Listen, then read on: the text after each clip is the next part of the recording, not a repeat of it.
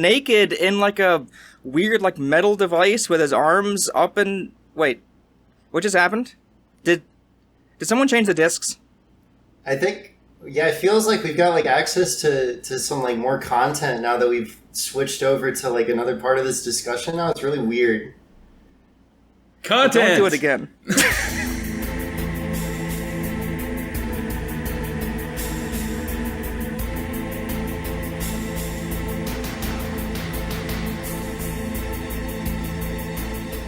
Okay, so I guess welcome to part 2 of episode 2 of Post Game Clarity.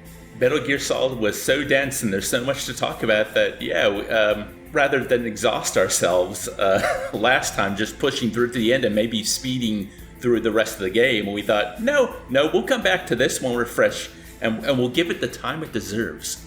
Well, I was fighting with exhaustion last time, which you can probably tell if you go back and listen to that episode, but this time I napped and I got coffee, so I'm ready.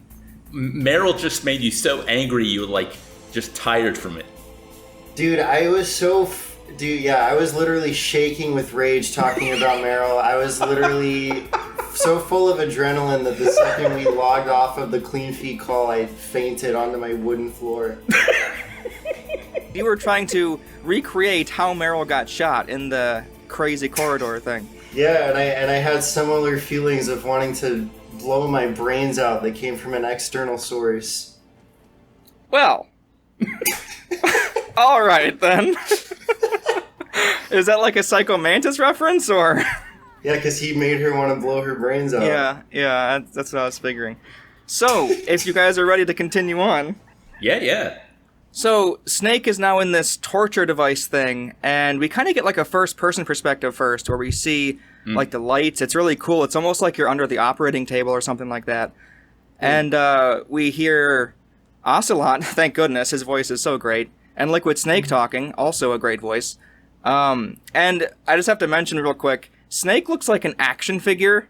The way, if you look at him, the way his like shoulders connect to his torso, it literally looks like an action figure. So, yeah, I agree. You're so right. I never would have thought of it that way, but you're completely right. When he's strapped to the torture table, he looks like he's in the action figure packaging too. Like a G.I. Joe. Yeah. Anyway, so here is the infamous Mario Party minigame, as Drew put it, where... So hang on. Prior to that, though, Ocelot, Liquid Snake, and Sniper Wolf are all in the room, and they're all kind of talking and chatting, like, oh, this Snake guy, we sure got him. That was kind of wild, huh? Oh, yeah, we knew it the whole time. It just a whole bunch of evil villain talk, and I think this is where you talked about the whole thing, Dave, or this name or something, his Russian name. It was either at this point or when, like, the second time Ocelot's torturing you, when he talks kind of about his Russian background. I think it is the second time because he starts talking about Russian politics in the 90s and stuff too. So it would make sense for those two things to be tied together. Just like how Snake is tied to this torture chamber. Zing. Okay, I tried. Okay. So basically the premise of this is Snake is captured, Meryl is AFK, and and you have to play the Mario minigame, Mario Party 2 specifically. I just played that recently. That's got a lot of A-tapping garbage, where you tap the X button as much as you can so Snake doesn't die. And Ocelot prefaces many times, if you die here, you don't get to continue. You're just screwed. And I don't know how far this pushes you back, but he keeps taunting you as if it's very far back. You haven't saved in a while. What are you gonna do? This isn't a game. So I can actually tell you, when he does that, he is serious that it just knocks you right to the title screen. Because I lost to the torture sequence many times, which is why eventually I gave up. But you do get knocked back to the title screen, but you just kind of start from the torture sequence. And when you get taken back to the cell in between each of the times, you can save. Yeah. And go to try the next torture one again. But it is really annoying having to load in too, which I think is part of the torture, honestly. It's also that thing where, it's something I would never have thought about at the time, even when I played it like 6, 7 years later, because mashing the button was just something games did, that was just an interaction. But then, especially in the last 10 years, we've learned a lot more about like accessibility in games and just how, especially for people with like repetitive strain injuries, how debilitating it can be and how impossible it can be to actually do any of those sequences if you've got pain in your hands or your wrists.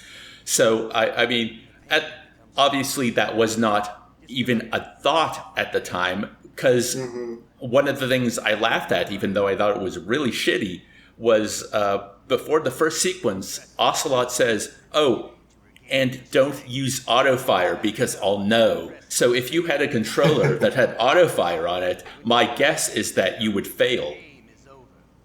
Yeah. Or it's another empty threat, because I won't lie, with Drew and like their explanation about what happens if you fail, again, this is my perspective of knowing how like I know this whole sequence is here, so I'm probably more prepared for it in my brain than a person who's playing it for the first time might be, and wanting or having to really have to go to bed soon or something like that. So, for me, I'm easily able to just be like, oh, like, I'm here, this is fine. His whole thing of like, you haven't saved in a while, like, okay, I'm okay with all of this, and I am now going to accept that clearly this is going to be a huge punishment. Surely it's not going to just be like, press the start or press the circle button at the main menu again and load right here. But it sure sounds like you can just load right here, and because I was thinking at the very least you'd have to do the sniper wolf fight again, and I think that's a real threat. Like, you got to do that whole fight again. But I don't know, it doesn't really seem like it's that much, and yeah, I don't know. I think, well, I mean, part of the torture, like, within the context of the story, is just to try and wear Snake down so he'll like talk, right? That's the whole point. So I think what is he supposed to be saying? I don't remember, but the point is he's being tortured at threat of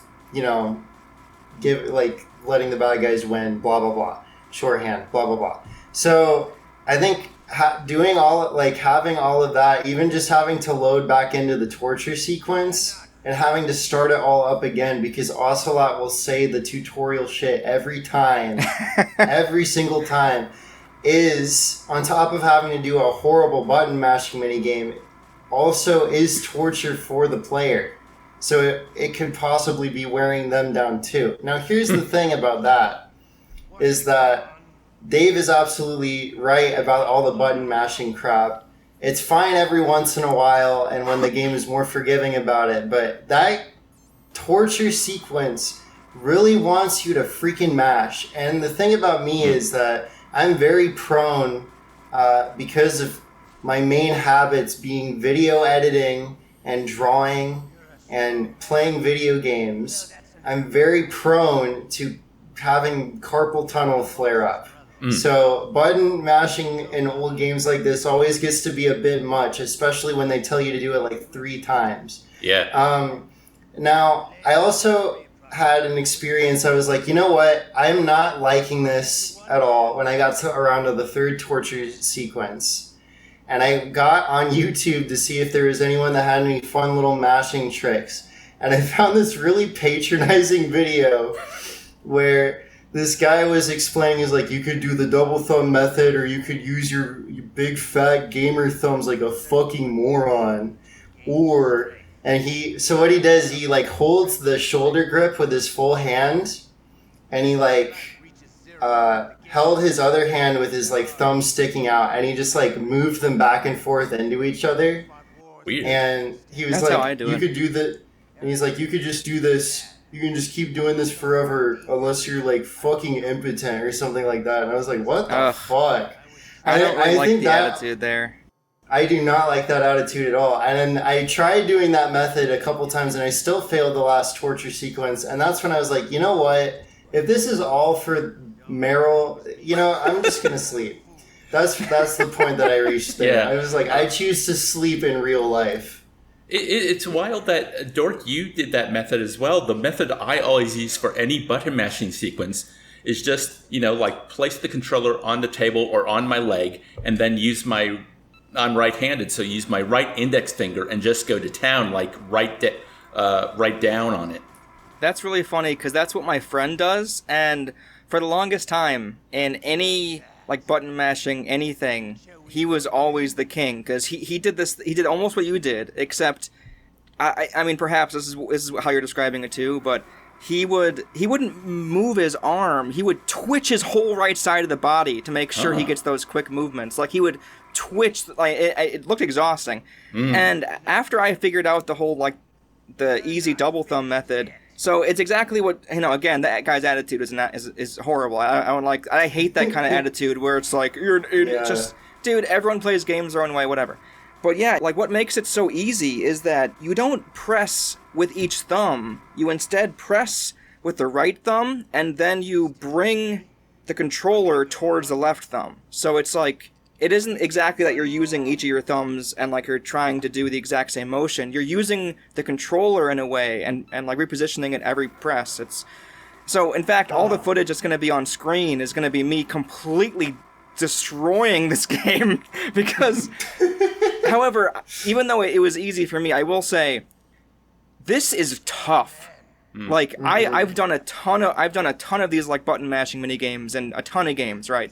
And this one, I was like, holy cow, if I didn't have this method, I might be sweating trying to press this so fast with one thumb. This is genuinely fucking difficult. No, yeah, in a way, even comparing it, like, obviously, like, button mashing, little simple action, Mario Party minigame joke. But even by, like, when you think of button mashing in Mario Party, it's so much fucking easier than this. And this comes at the cost of preventing you from moving forward in a story-driven video game. Yeah. Like, in Mario Party, even if you suck ass at mashing, like, you move on to the next thing within, like, a minute. I would disagree, just because I played Mario Party 2 all the way through recently with all CPUs on hard, and they're impossible to beat. So, I will say, it feels more punishing in Mario Party 2, because the CPUs, there's so many goddamn mini-games where you have to tap a button so fast, to win, and because, even with my double tap, they win, even, it's just impossible. It's just... half the mini games are unwinnable, so they just keep getting all the coins, and then they snowball into victory. It's horrible. That's fair. I'm sorry that Donkey Kong kicked your ass. No, it's Yoshi. You got to get it right. Donkey Kong stood no chance. It was always Yoshi, and one time with Mario. I'm sorry, Yoshi kicked your ass, and one time with Mario kicked your ass. Revolver Ocelot is such a bitch here. Like, this has got to be like. I agree with you. This is one of the most difficult button mashers. However, I will say I did like the breaks that you would get where they would be like, this fucking sucks, you have to go through this. Here's a little bit of encouragement or progress forward in whatever way they decide to do in those intermissions. Yeah, what's really cool is after each phase of this, of the torture, you are returned to your cell and you kind of just hang out a little bit there. And this is where you first see the corpse of the DARPA chief, the real one. And this is where you have a ton of codec calls. And a lot of them are pretty character driven, and a lot of like, it touches on a whole bunch of like the themes of the whole game essentially. And there's a whole lot here. So I was thinking, well, first I'll have you guys kind of talk about how you felt about these in-between spots, and then I was kind of thinking this would be a good time to talk about every codec person. Oh, okay. So Dave, did you happen to have anything specific to say about this in-between spot? Because I know this is where the whole like Naomi thing happens with the controller that you liked a lot earlier. Yeah, I think this is like the shittiness of the minigame aside, like listening to Ocelot talk about his past is interesting. I think the guard is a really interesting thing because, like one of the first things I did when I was in the cell is I crawled under the bed to maybe, if he would go, "Where is he?" and then come in and escape. But he's like, "What are you doing?" I like how the guard is sick, so later on he has to run to the bathroom. Actually, one of the ways I was able to get a jump on him is that the cold medicine he took knocked him out. He was standing asleep on his feet for a bit. I like how there's a couple ways you can get out of there. Like the way I did it was, when the guard was asleep on his feet, that's when I actually hid under the bed. So when he came to, he's like, "He's gone," and he ran in, and I was able to beat him up. But Ocelot gives you ketchup, so you can pretend to be a corpse. Which I think is really cool. I have a feeling, I tried it myself, but I've heard that if you tap the glass enough, like I tried it for like a minute or two, and he would like, stop that. But it didn't seem like it was escalating. But apparently there comes a point where he's like, "I told you to knock it off. I'm going to come in there." What a moron. Hey, I'm going to go confront Solid Snake. Yeah. It's there is a lot of exposition through the codec, so that's kind of interesting. Like we talked in part 1 about how good the voice acting is and how interesting like the music cues and even what they're talking about. So even when the stuff, like I find the romance stuff cheesy, but listening to Naomi talk about why she got into genetics because she wanted to know where she came from being an orphan, and maybe that was a way into that world, and the Colonel trying to still put on a brave face after he thinks Meryl might be dead. And then Ocelot coming to help you with his invisible raincoat, and Snake's like, "You gotta go choke out the guard." Ocelot's like, "I can't do that. I'm not a soldier." He's like, "You gotta do it." He's like, "No, here's some food and a bottle of ketchup. I'm going away now. Bye." God, I love Otacon so much. Dave. Oh yeah, sorry, I kept calling him Ocelot. Yeah, you keep calling him Ocelot. It would be pretty funny if Ocelot did that, though. But yeah, I also think the whole Otacon thing is really funny because, you kind of expect... he's there to help you, or at the very least, he's all Snake really has in terms of in this facility. He's his only ally. And it's kind of funny when you think of action movies or any kind of like buddy-buddy, any kind of story.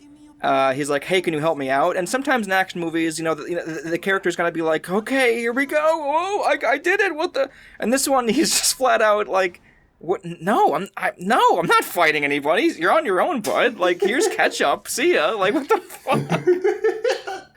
Well, it makes sense in the context of the game because it's like they're not gonna rip away control from the main character who needs to be doing something at all times, right? But yeah, I agree with you. I love how he just refuses to be anything but cowardly until later. It's great. But I'd also argue, I've seen plenty of games do that. Like lesser games, sure, where they want to prop up a character, so they take control from the player character to do something. And it is really hit or miss. Sometimes it's worth it. Sometimes it feels really bad, and you go, wow, this whole like character arc thing is not worth the lack of control I have in this section. So I'd say it's a plus for each of those things you said. And plus, the whole ketchup thing was so good. I'm so glad you told me in time, Dave, because I tried the ketchup thing. You just gotta equip it, and then like, it's the same controls. You just, because you can't use it, you equip it on your thing on L2 or whatever, and then you just crouch and go prone or whatever, and then it just eventually starts coming out. It's so funny. It just comes out, man. We've all had that happen, right? It just like through with You're lying down with your bottle of ketchup and. Yeah, sometimes you make some tater tots and you're just sitting there. Maybe the ketchup looks a little bit empty, so you're just slamming on it, and it just all comes out all at once. And then you're like, "No, where did I put that mustard?" You pull down your sock. Ah, there it is. Yeah, that's what I like to call post-game clarity. Oh my god, I think we're a little unhinged this time, guys. It's the coffee, bro. It's the coffee, man. I like it. It's good. It's good. But like Dave was saying, it's really cool that he has like, oh, this is a good time to put this in here too. So the guard has a cold or whatever, he's sick, and that's why he has to use the bathroom. And of course, even though it doesn't really make sense, because on the first playthrough with me, I did the same thing, Dave, where I hid under the bed a few times, And he kept saying, "What are you doing?" You know, because he knows he saw you do it. Bring that up. And but after he goes to the bathroom, I went under the bed immediately. And when he came back, he's like, "Where'd he go?" It's like, you saw me before. You can just check under the bed. But it's really awesome that he gets sick, because on my second playthrough, perhaps you guys know how this happens. I got sick. I wonder if it's because I was in the ice caves for a longer amount of time. I got sick on my second playthrough, and legitimately, the coolest moment, even though it was an inconvenience, Snake sneezed while I was hiding from a guard, and that gave me away. There's I think it was the trailer for Metal Gear Solid 2, like even before the demo came out, because I have very strong memories of when the demo came out, and I had a workmate who had a PS2, so we rented Zone of the Enders to play the Metal Gear Solid 2 demo all weekend.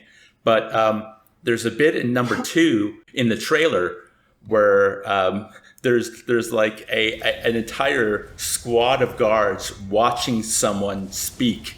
And in the game, you do have to sneak around them. But obviously, because you've been out in the cold, in the rain, it's more of a mechanic in the second game. So in the trailer, it has Snake sneaking around the guards, and then he sneezes, and then like 100, of those exclamation marks appear, and then you hear the and it's such a cool little moment that I'll always remember from like that trailer, that they put that in the trailer just to show off, that scale, I guess.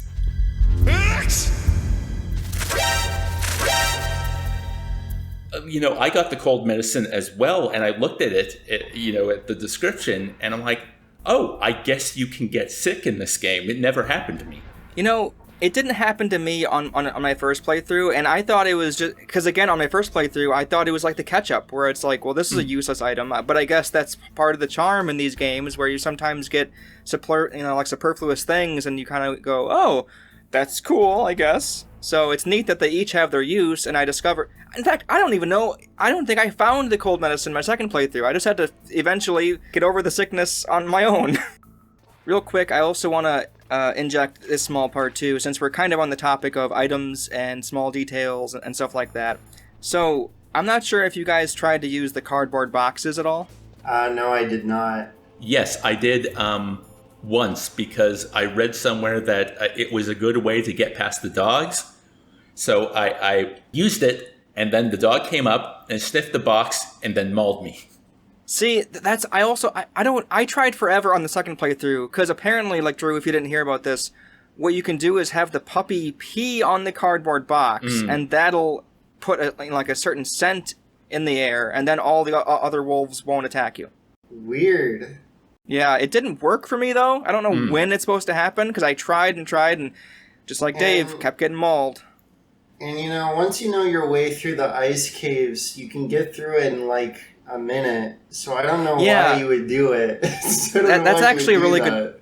That's a good point, because like you'd probably either have the handkerchief already, after this whole sequence where like Otacon hands it to you and it has the scent of Sniper Wolf. You already either have that, or you already know the ice cave so well because you spent 20 minutes getting killed in it.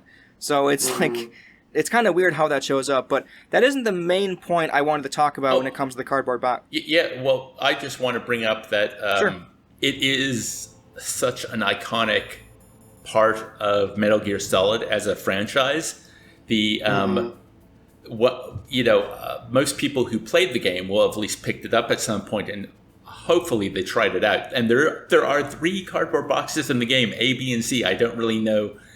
Aside from aesthetic differences, I don't really know what the difference is between them. But I guess it's because it's such a silly idea that you can sneak around with a box on top of you. But even more, most guards, there are guards that will investigate, but most guards, there's this big box in the middle of my patrol. It wasn't there a minute ago. Oh, well. No, see, that's what's so cool about this, and that's what I wanted to tell you guys.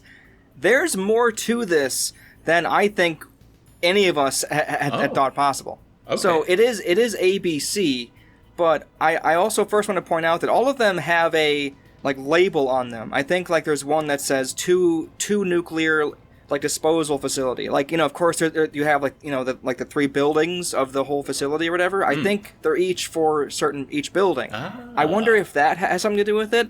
But I've also heard that, like from other players online, because I looked into this, if you have it out in the open, they will always open it up and go, what the heck? Because it happens so often for me, because I tried to use it in like the furnace room, and it never worked there. I tried to use it in on like the rafters close to Metal Gear, never worked there.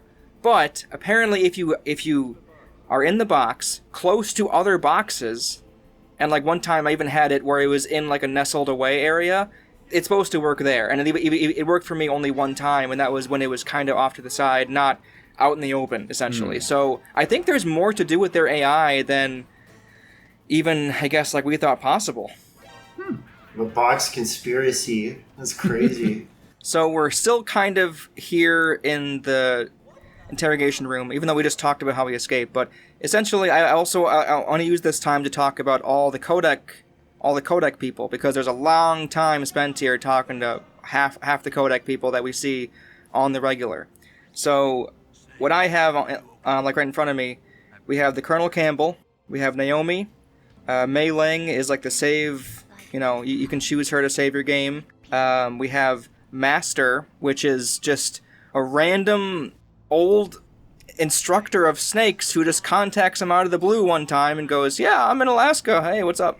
Which is just baffling. It's just baffling to me on a first playthrough. Like, what are you talking about? Who are you talking about?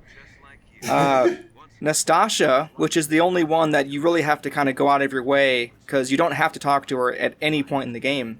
But she kind of tells you about like weapons and other stuff like that, if you remember what Campbell said about like what her codec number is. And Otacon, of course, and then Meryl. And also Deep Throat, but you can't contact him directly. He contacts you.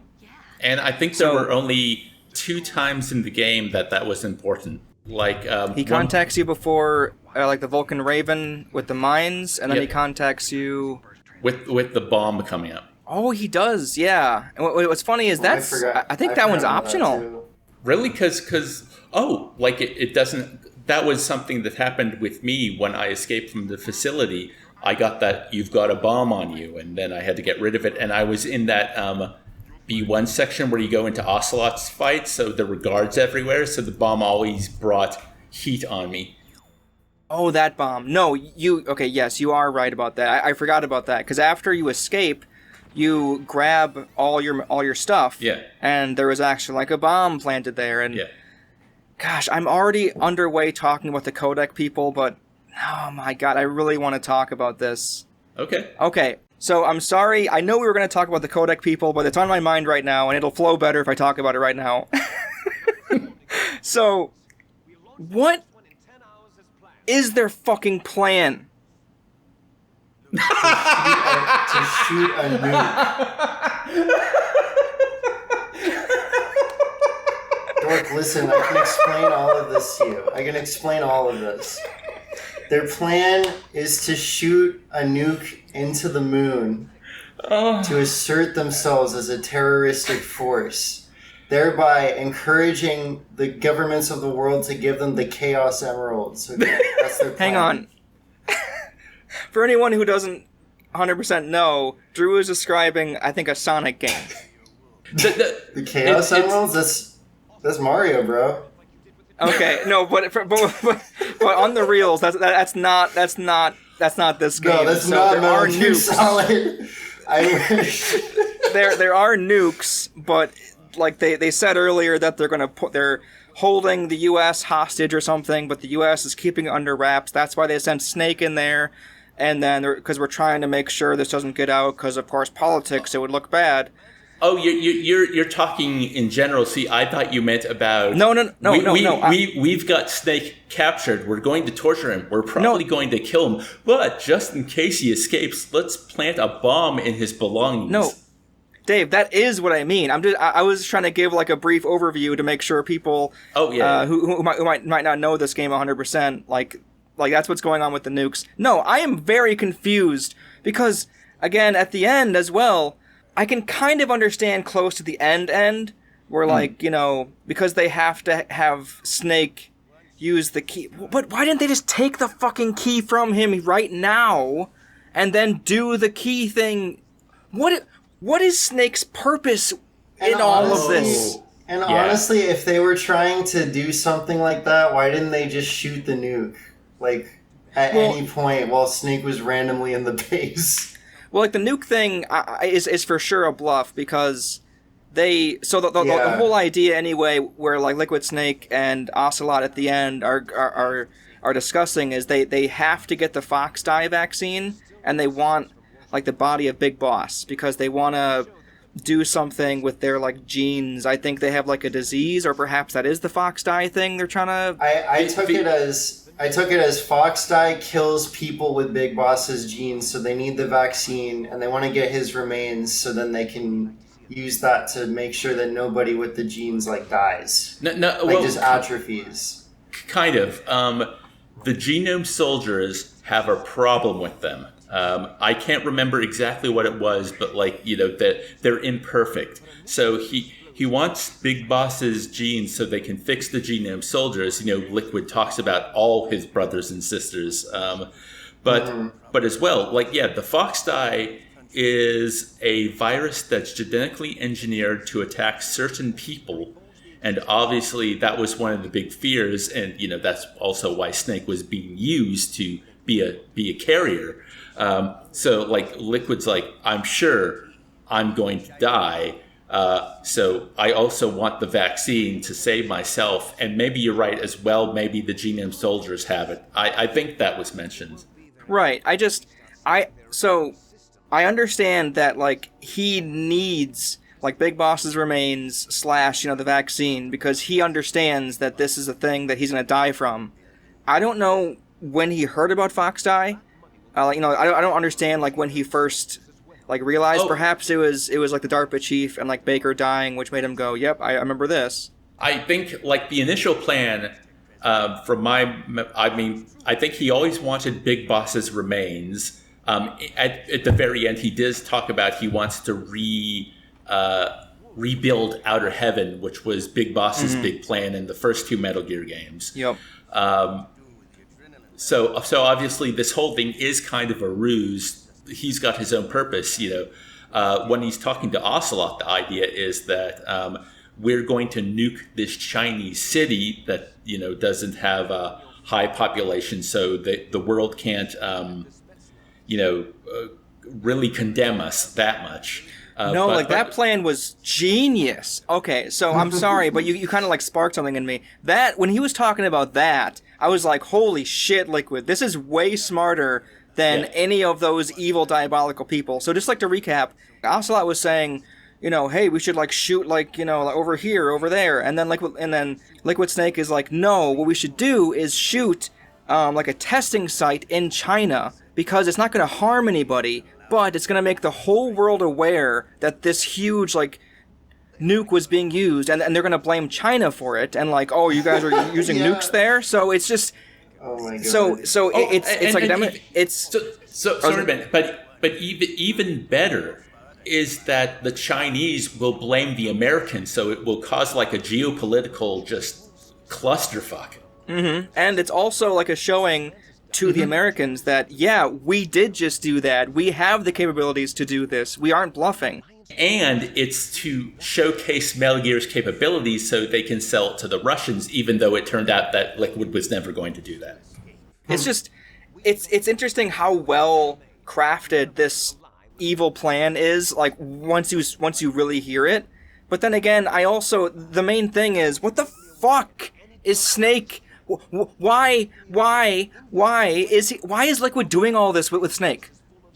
Maybe, if the idea is to create a geopolitical conflict, maybe the idea that a U.S. soldier was involved could be used as fire from the nations outside the U.S. in this whole geopolitical clusterfuck. But why does he plant a bomb on him? Why does he attack him in a helicopter? Why does he send every member of Fox Dye? Well, that's just Liquid being petty, because he always says, "I'm going to kill you, my brother," or whatever.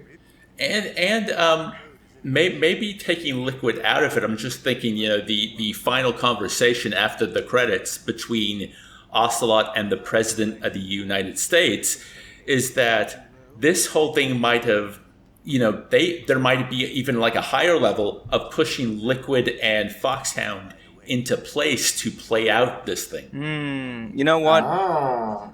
In fact, I almost wonder if that is what it is. And in fact, with the whole conversation at the end with Ocelot, he does have like an air of like, actually, I was the one in control and not Liquid the whole time. He kind of has that in his tone when he's talking to the president. So perhaps he knew that like Liquid would be so unable to forget about this feud with his brother that, perhaps as you're saying, all of Foxhound was pushed into having like the the whole like revolution in the first place. But then what was the reasoning behind the whole thing then? You might just need to accept I just don't, it is the way it is. No, because hang on. I think I'm almost there. I need like a few more inches on this ladder, and I can climb up this crazy like. Well, there is a little side element, and it has to do with Arms Tech, which how America was building Metal Gear for Arms Tech, which Baker was the president of. This was like their last Hail Mary attempt to get, keep their government contracts. This was like their last chance to be of use to basically save their company.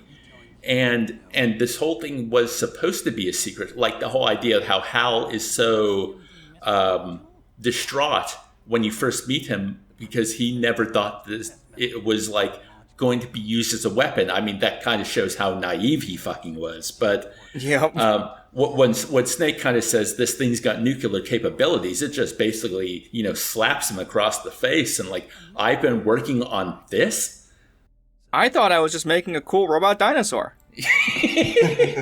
It does have a dinosaur scream, doesn't it? It's a great. Well, his name is Rex, Dave. Yeah. It's Metal Gear Rex. And it roars. It's got a big mouth, yeah.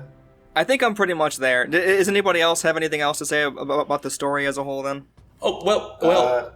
We'll get to more specific things later. I really want to rank these funny codec guys. Okay, well, I'll just say I love that you've gone into this because, to be honest, I never gave it too much thought, especially with like espionage stories or stories that have a lot of twists and turns and backstabs and all this.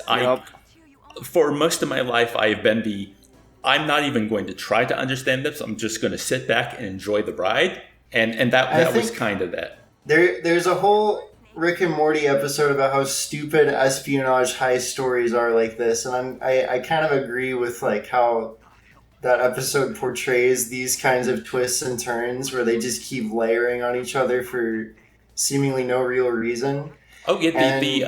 The last like hour or two of the game is just a cavalcade of wait this, oh my god. But what really makes it all click together in the end is the themes and the focus on the individuals that you already have met and talked with face to face. Yeah, the characters. That's what I always prefer in stories anyway. But that being said, we have figured out the espionage plot. It does make some sense. And it does work. Except the part where they try to kill Snake but they need him. That's the only thing that I can't get over. The only thing I can think of is that using Snake with the PAL key or even knowing how to use the PAL key was kind of a last minute thing. Like when they torture him, that wasn't in their minds. Oh, wait a minute. I think I just got it. I think. Oh, yeah? Yes. Kind of. Okay, hang on. So bear with me, right? Okay. So, wait, no, because that was Decoy Octopus. But, no, wait, no. Okay, I'm here again, right? Okay. If you remember, no, because Baker said he did submit to the torture. God damn it. Because if you remember Decoy, or you remember, the DARPA chief did not submit to his torture, and that's why he died. That's why his corpse is there. But Baker said he wasn't trained for torture, so he did submit. But who's the one who gave Snake the key in the first place? I think it was Baker. Ocelot could have gotten the key there, Or was it Baker? I know Baker gave him the optical disc, and Ocelot took that off him during the torture sequence. I'm thinking you might not have the PAL keyed for a while. I don't remember. But I'm thinking Otacon might be hugely important to this.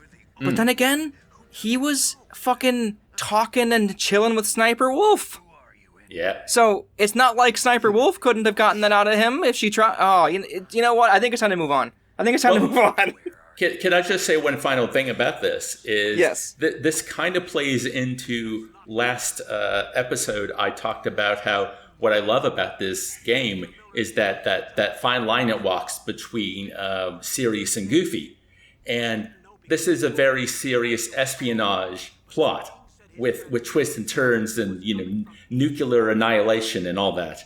But, the fact that until you brought it up, I never really tried to work out how it all actually fits together, and we're all left kind of wanting. I'm sure if someone really has like an easy explanation, because we are probably missing like a key, just forgetting a key piece of the puzzle, let us know. But it just feels like it is so twisted that it veers into the goofy territory, and when the game veers into the goofy territory, you just have to kind of go, shucks, Metal Gear, okay. Yep. And I also want to add too, I also haven't really thought about it because I didn't need to. Again, it's just kind of fun. It's just a thing that's just kind of fun. But, it's almost like the rankings. I'm trying to roleplay as like, we got to get to the bottom of this, guys, because I do think it's kind of fun and also worth having the experimental, let's try to really piece this together to see if it makes sense. And I think there's more to say with the codec people, but we're almost there. So we kind of went through a lot of the story, but really, just like last episode, we took forever to get to the first boss fight of the episode. We need to talk about the codec characters first, because they are quite something.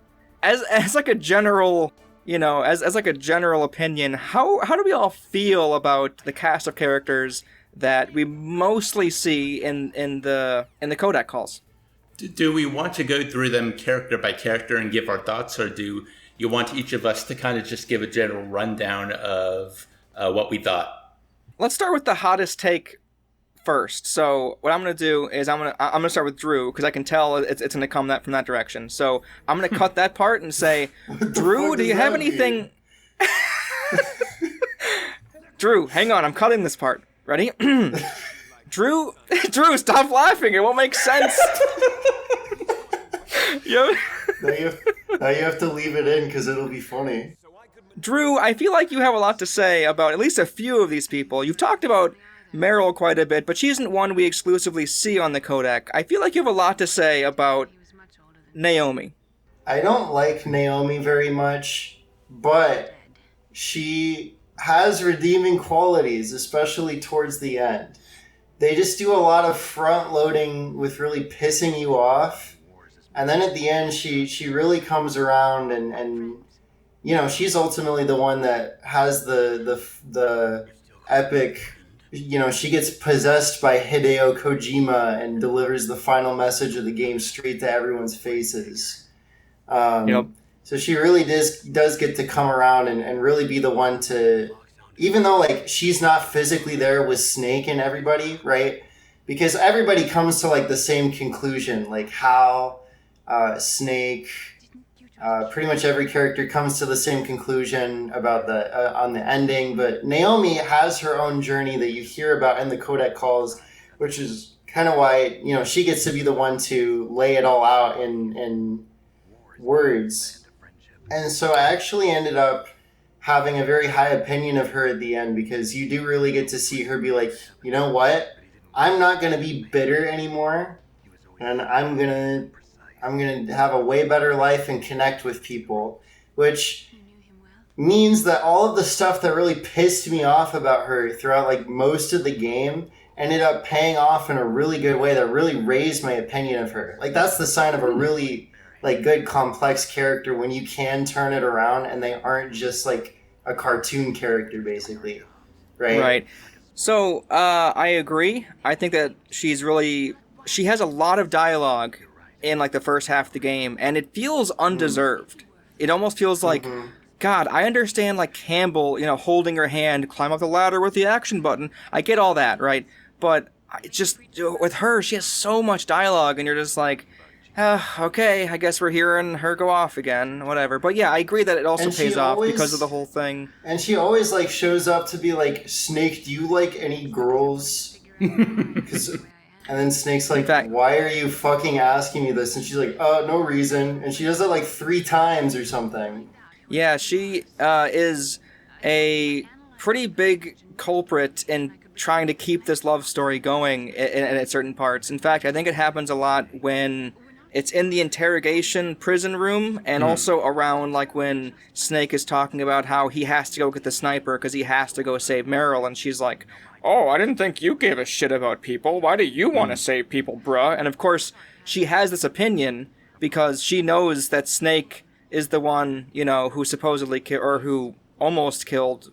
Wait, so she knows that Gray Fox is alive, right? Yeah. Right.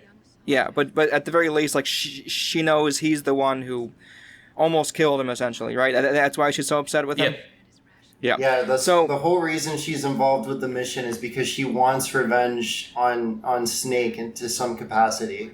Yeah, which was really fun because Drew, I don't know if you noticed, I kind of wanted to screenshot all of them, but of course we had our little Discord messaging stuff, and you complained about Naomi quite a lot, and a lot of them were very specific, and all I did was like just go LOL or like a winky face or something, because I knew it was going to pay off. I knew all her weird, like, why the fuck is she how come she's so bothered about Snake saving Meryl?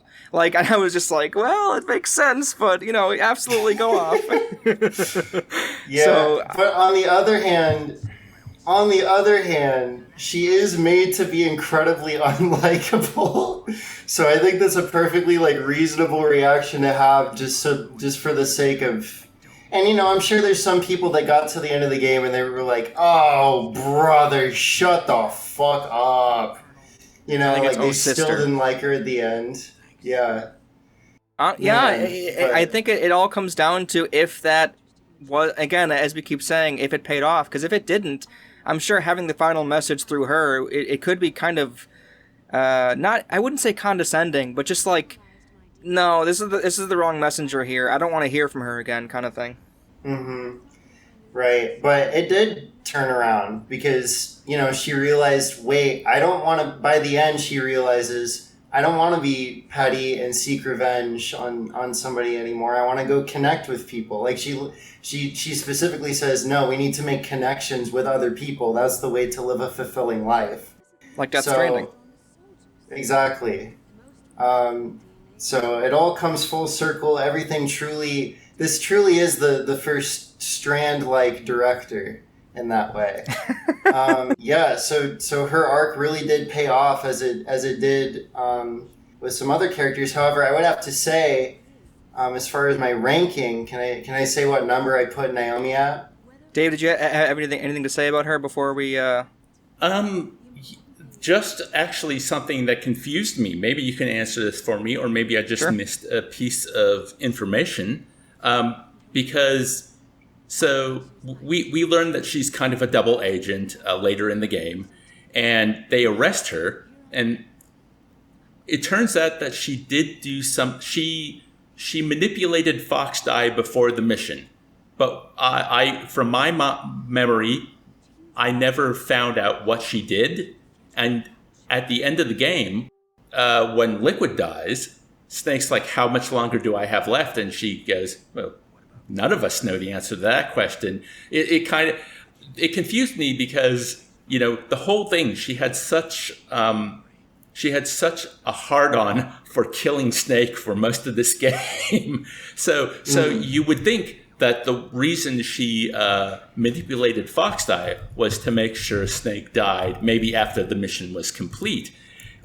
Through the mission, she came around that, Snake's a lot different than the man I thought he was. And he actually helped Gray Fox die the way he wanted. Especially by the end of the game, she's kind of on your side. But I don't get it. So it's like, what did she do to Fox Die? And why didn't Snake die? And So I just Googled it.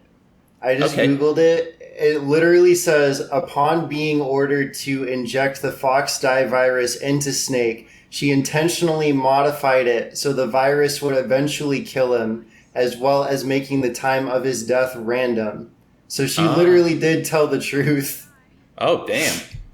I wish the game had told me that. I mean, that's kind of what I took from it. I mean, she didn't say, like, the word, like, it could happen randomly, I don't know.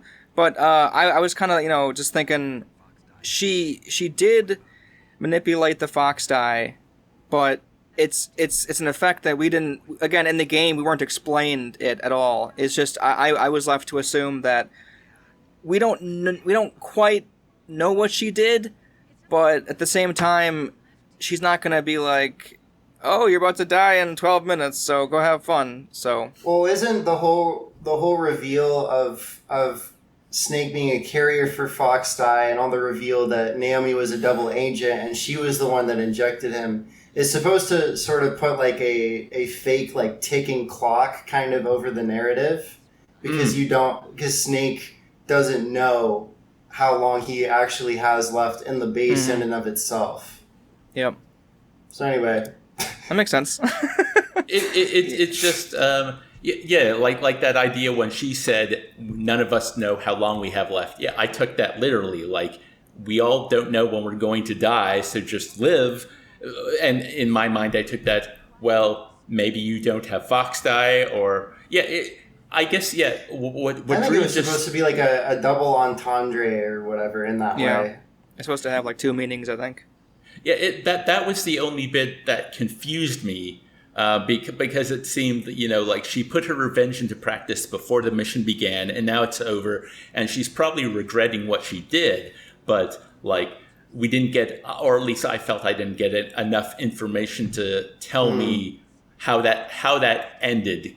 But as a character, I'm with both of you, where I found a lot of her early interactions really weird. She is given a lot of time. Her backstory is, it's kind of like Psycho Mantis. You feel for her. You're like, damn, you've been through it. The link to, not only Gray Fox, but Big Boss as well, raising her. The whole idea of her wanting to learn genetics to find out where she's from really resonated with me and my life experience. And I thought the turn was okay. The turn's kind of weird once you find a little more out about Master, because then how that all plays. I mean, it's not like the problem I had with Fox Die not killing Snake. I guess Naomi. Yeah, it's very odd. I can't say whether I like her or not. It's just that I'd say overall her role worked, but maybe as a character, I don't know. Weird. Sounds like you don't know. Sorry. I did give a little bit of thought. Maybe we quantify it numerically, and then that'll make things a little bit more concrete.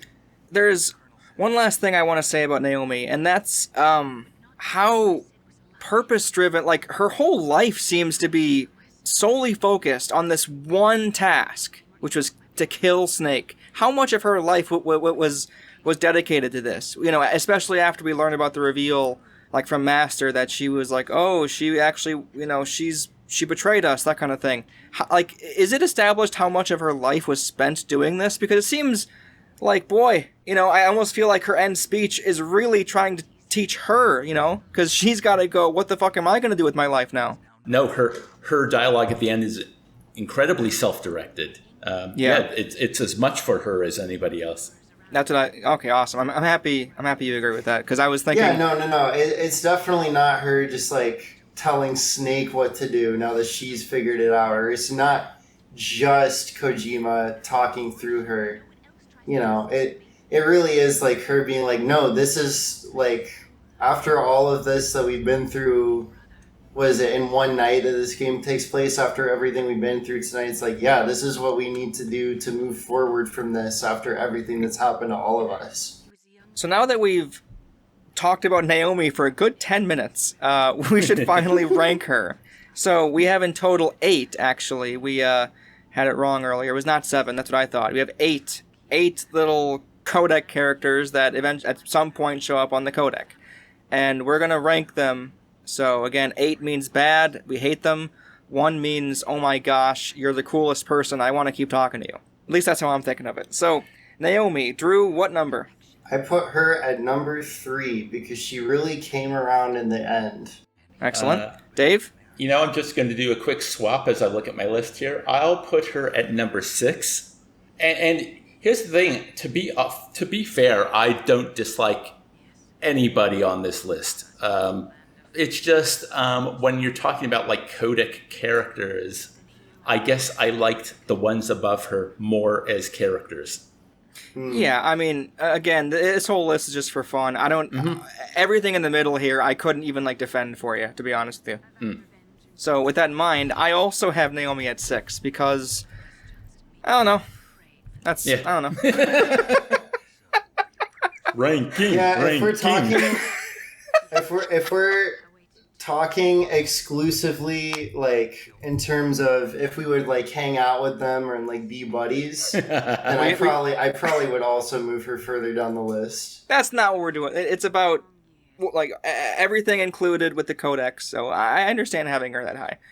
We're going to move on to Colonel Campbell. I don't think we need to do too much. Well, then again, so he hides a lot of stuff. So basically, this game has so many goddamn reveals at the end of the game. It's genuinely hilarious. In fact, I would say, I wonder if you guys kind of agree with this. Do you think some of the reveals kind of lose their impact because they're so close by to a different one?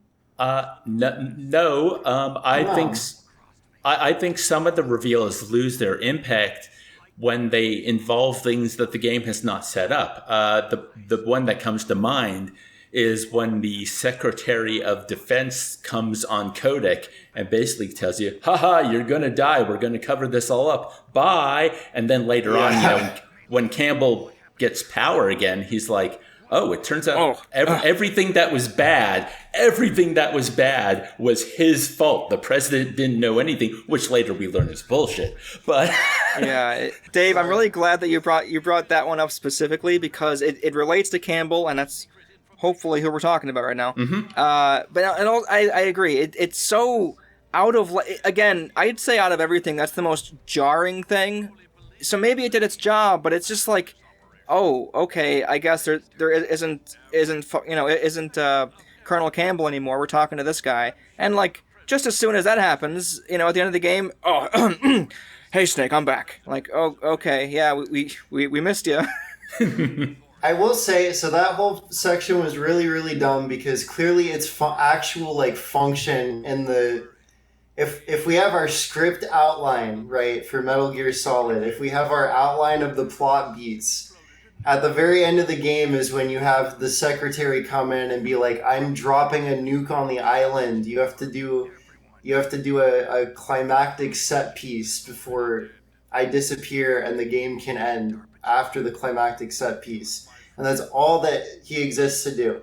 However, it does tie into something that keeps happening with Campbell. Throughout the entire game, there are multiple points where Snake butts heads with the Colonel and be like, Snake says, why did you withhold this information from me? And every single time, the Colonel is like, I am beholden to people in power above me. And if you want, I'm not saying that necessarily I fully agree with this because like I just said, there's the whole obvious plot structure argument that I just made. But thematically, you could say that the Colonel getting arrested and taken out and being replaced with the secretary to raise the stakes in that moment also ties into, the Colonel actually being powerless in this whole operation. Before definitely. He's able to come back and say, I actually did have control. I actually did have control of the situation, and I could do something about this to help you. So I did that. And the thing that I think I remember is very early on in the game, I think there's a mention that a Colonel has come out of retirement for this operation. I think that's even why Snake's there. So So it's, I mean, I guess in terms of not only like an espionage story with its twists and turns, but in terms of like military hierarchy, there's always going to be the need to know. And obviously, I mean, that played into Campbell's, I guess, defenses. Every time Snake called him out, he's like, it's the military, hands are tied. but it's... Say the line, Campbell. I'm sorry. I'm sorry. I'm sorry, Snake. My hands are tied. But I guess I look at him fondly because of all the press the action button that we've talked about. Yep. But in terms of, I guess, his function and, I think there are so many characters who are not what they seemed that we didn't really need the mentor character or I guess Master's maybe more the mentor character, but, Campbell's like, I guess, the father figure character. Not you, too. I don't think we needed that, especially because it turns out he wasn't betraying Snake or anything. It was the Secretary of Defense. Yeah. Well, you do get this, and you do get the sense that the Colonel actually does feel bad in all those situations, even though you're definitely on Snake's side, because knowing that information would have made the operation so much more straightforward.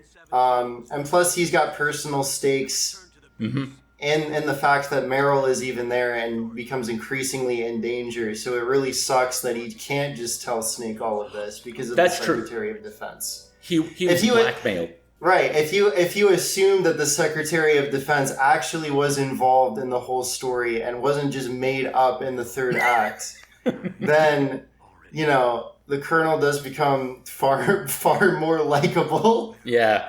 And also, as you mentioned, Meryl was there because they were trying to twist his arm. Mm-hmm. It wasn't that she just happened to be there. They put her there because, so. But also, with the whole Campbell thing, even though I agree with you, Dave, that, we didn't really need not you too kind of thing, it almost makes you bond with Otacon a bit more, because he's really the only guy in there besides Deep Throat, who we eventually learn is not the person who was in the Watergate scandal. I love how they pointed that out. You mean Deep Throat? You mean the the investigative journalist behind the Watergate scandal? Oh, don't worry about that right now. He even says to Snake, don't worry about it's so stupid. This game is so fucking goofy. Does that mean that Richard Nixon is canon in the Metal Gear Solid universe? Oh, yes. I would assume so. Oh, or whatever a laugh sounds like. Sorry, I lost it. It came to me how fucking dumb that line was again. That's one of the worst lines in the game. Nah, bro, it's okay. Anytime I think about anything having to do with Nixon, I've just got to chuckle a little bit. It's not even Nixon. It's just the part where he says, "But don't worry about that," right? Yeah. Why'd you pick the name, dude? Why'd you pick the name? You know what? You're so right. Okay, let's cool down a bit. Do you want to rank both the Colonel and Deep Throat? Since you know what? Deep Throat. Yeah, that makes sense. So again, Deep Throat only comes into play a few times, and he has a little static screen thing, and he's Gray Fox. Eventually, we find out he's Gray Fox. He's Ninja. Mm-hmm. So Colonel Campbell. Let's do him first as a group, and then we'll move on to Deep Throat. Drew, let's hear Colonel Campbell. Yeah, I put him at 4 under Naomi because just thinking about, the Secretary of Defense is a shitty twist. And, I've just made my whole argument explaining how Colonel Campbell becomes a lot more likable if you just pretend that the Secretary of Defense was actually there the whole time. But in reality, that's not the case, so I had to put him under Naomi, unfortunately, as much as I do like the guy. Dave? 4 as well. Kind of middle of the pack. Holy shit! This is the first time ever I have him at 4 too! Woo! Holy We all fuck. have him at the same... Guys, I'm gonna input a cool, celebratory noise, alright? Ready? 3, 2, 1... Woo! No, you guys... No. Oh. So, I think we kind of talked about all of it, Dave. Do you have anything else to say about Campbell? No, nothing to say about Campbell that we haven't touched on, and really nothing more to say about Deep Throat either. Cool. No. So, Deep Throat, I'll go first. 5, Dave. 7. 7. Okay, hang on. I want to defend this a little bit now, because I am higher ranked than you guys. His little static effect is so fucking cool looking. Yeah. The voice is good too. Yeah, I mean, he's fine. All right, that's my So- pitch. I like the static effect. I like the don't worry about that right now. Like, don't pick the name then, dude. Don't pick the name. Yeah, but listen. Here's the thing. I love Psycho Mantis and Revolver Ocelot, but I put them at 7 and 8 on the boss ranking list. Sure, but So, but you're all that's a boss fight. All of this is only audio visual, you know. sure. Well, Deep Throat shows up twice. Yeah. 7. No, dude. Okay, it's fine. Who cares? Let's move on. So, after Deep Throat, we have Mei Ling. Which And- I want to hear you talk about, Dork. Yeah, Dork, why don't you just get your whole spiel out of the way, and then we can erase it by going Listen. after you. Listen.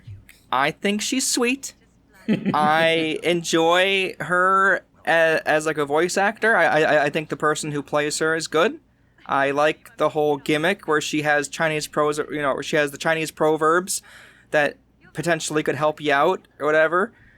Even though I will admit, though, there is one that's kind of strange, how she basically disincentivizes you from exploring to get items. She says, oh, if there's an item, you shouldn't be too greedy, you might cost yourself. It's like, Mei Ling, I just saved for a reason. I'm going for it. Like, shut the fuck up.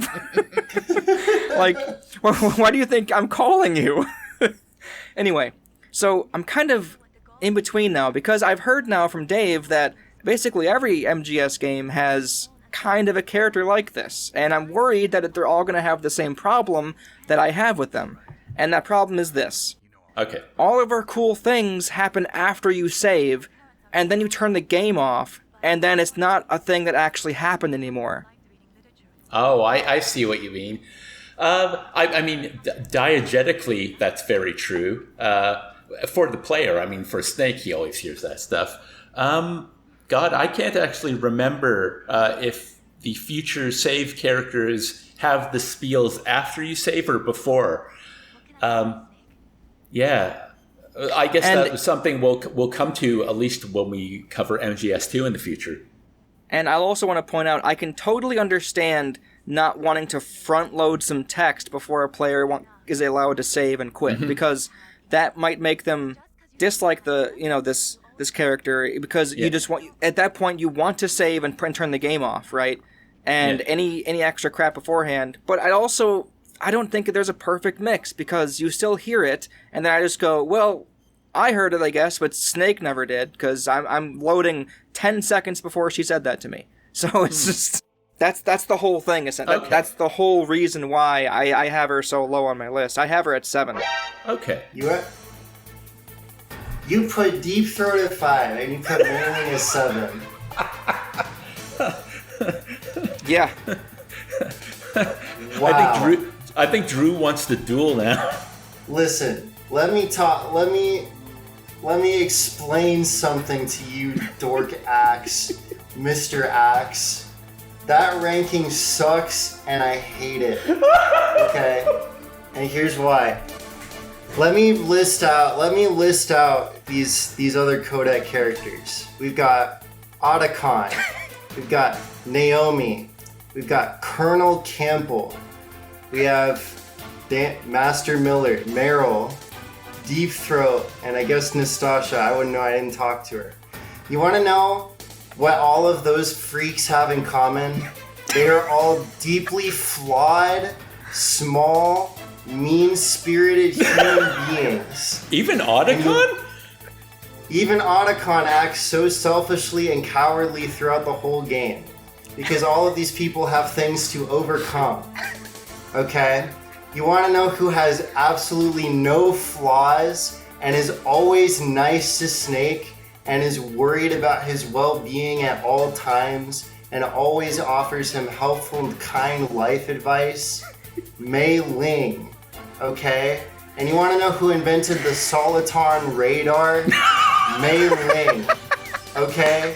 So giving her anything less than the respect that she deserves is ridiculous. I don't care if you reload the save and she technically didn't say anything.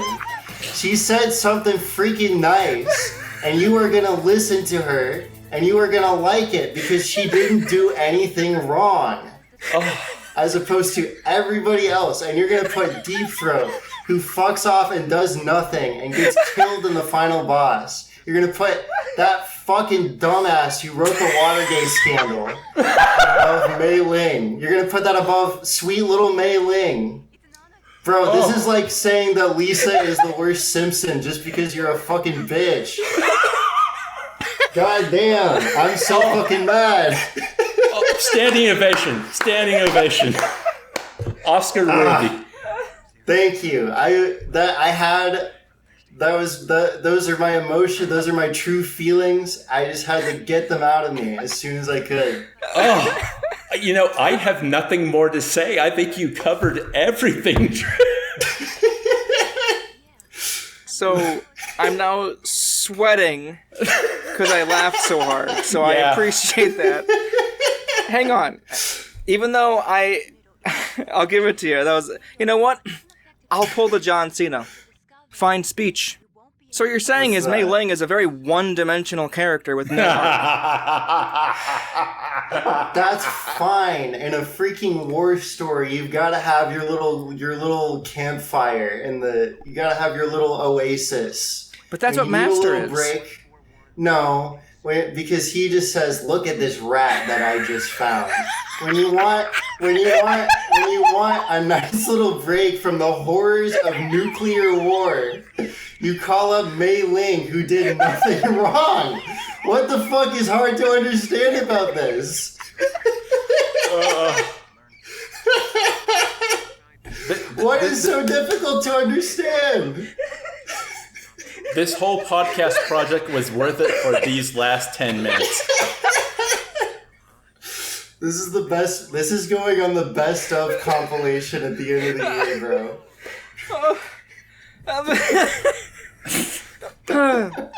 So, with that in mind, Drew, what are your rankings? Mei Ling deserves no less than the gold prize #1. My word is final. No, Dave. Yep, Mei Ling is #1 in my heart. Amen. So, I think we have nothing left to say about Mei Ling. No, here's what I'm gonna say. I'm gonna say, much like Lisa Simpson haters, you just hate her because she's a cute girl that minds her own business. That's all I'm Lisa gonna say. gets in other people's business all the time. That's her gimmick.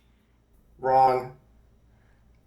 Just kidding. Cut that out. All right. Anyway, so we're gonna move on.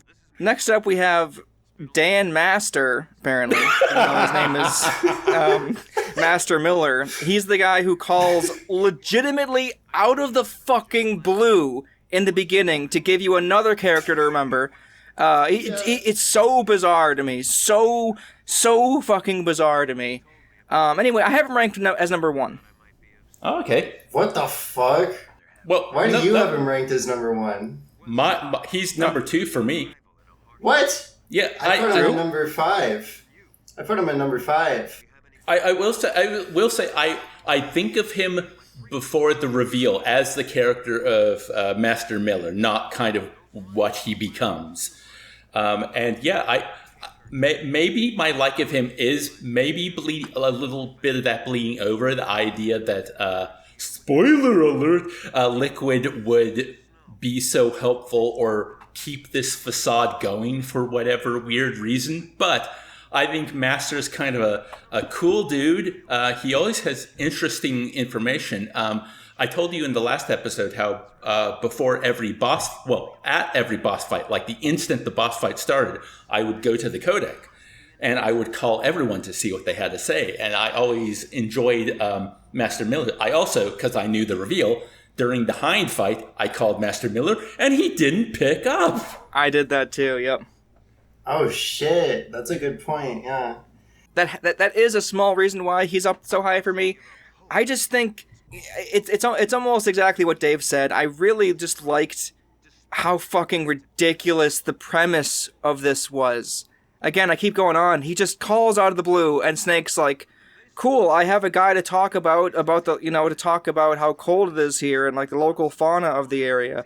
Sick, I have another companion guy, I guess." And it's just so, you get assaulted with so many things in the beginning of the game. It just feels like another extra thing to add onto the pile, essentially. Like, okay, this is just, yeah, sure, like dump it all on. And then to have him be the most pointless fucking reveal of the entire game. Oh, he's Liquid Snake, is he? Why?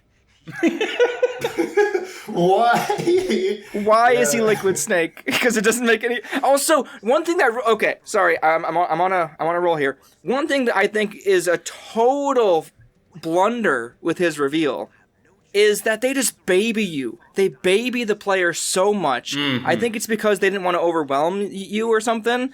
But oh my god, again, the premise of the reveal itself is dumb, but the reveal itself was like, oh my god, because he took off his thing, he shook his hair, and now he talks like Liquid Snake. That's my impression anyway. I'm sure we'll hear everyone else's. But then, way, way worse than that, Campbell just now, he butts into the call. Snake, I have something to tell you that doesn't relate to anything at all with this. We just went to Master's house for some reason, and he's actually dead. He's been dead for a week. Like, you're gonna tell me this now, right now when Liquid just revealed. Are you in on this, Campbell? Snake, the codec call is coming from inside the facility. It's just so fucking, and it was clearly meant, because they wanted to have Campbell freak out, but that's only funny when Otacon does it. In the elevator. You can't have Campbell do it as if it's because Campbell shouldn't be that fucking. It's really dumb. It's just pretty much anyone else shouldn't be that dense. Yeah. It's just, it's a damn shame because, guys, why is he Liquid? Why? The answer is because it's funny. It is funny, but it's also hilarious that he's the one who, hey, Snake, I was looking into Naomi's history, and I don't think her history checks out. Yeah. So, why is he the one to do this? I just think it's funny how he calls him, because Naomi clearly speaks with, like, a light British accent, or, like, a transatlantic accent or something, right? And she says, I'm, like, half Japanese or something. And so when Masters called in, he was like, I did my research. I don't think she's actually Japanese. I was like, I'm going to be real. I kind of already figured. I don't know.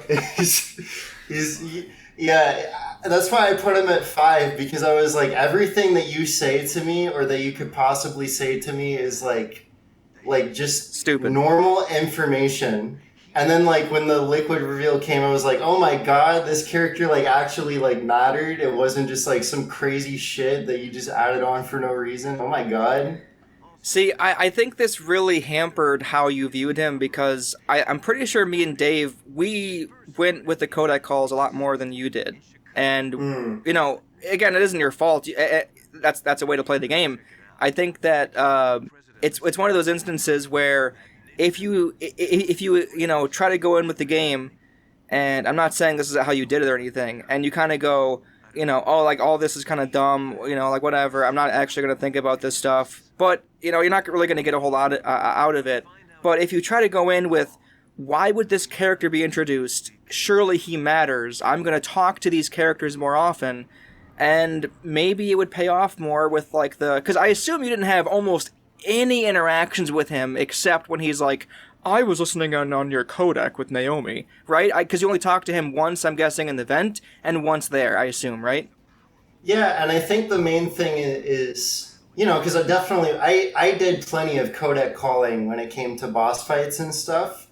And I think that's why I ended up liking characters like Colonel Campbell and Otacon way more, is because I just already liked them way more as characters, and so I reached out to them far more. Whereas when Master shows up and he's like, if you want to know about the rats in the vents. You can call me and I'll tell you information about that. And I was like, that sounds really boring. I'm going to be real. I'm going to have to pass.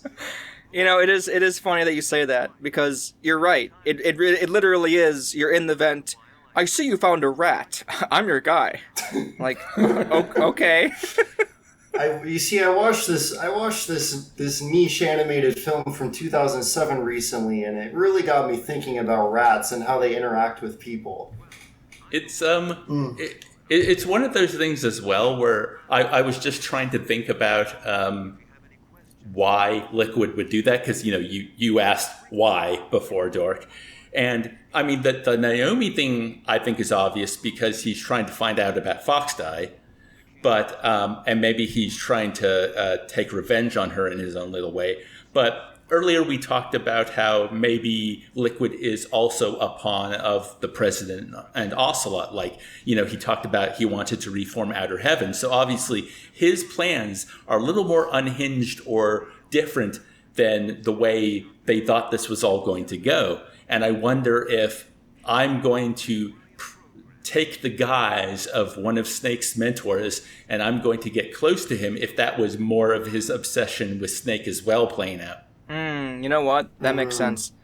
But it also kind of raises the question, too. They found Master dead for, like, a week. So, like, Liquid had to have done that a while before Snake infiltrated. So how did he know about Snake on his way, Yeah, how much of this was put into plan, how early? Exactly. Yeah, so that's Master. I think we're probably all good with him, right?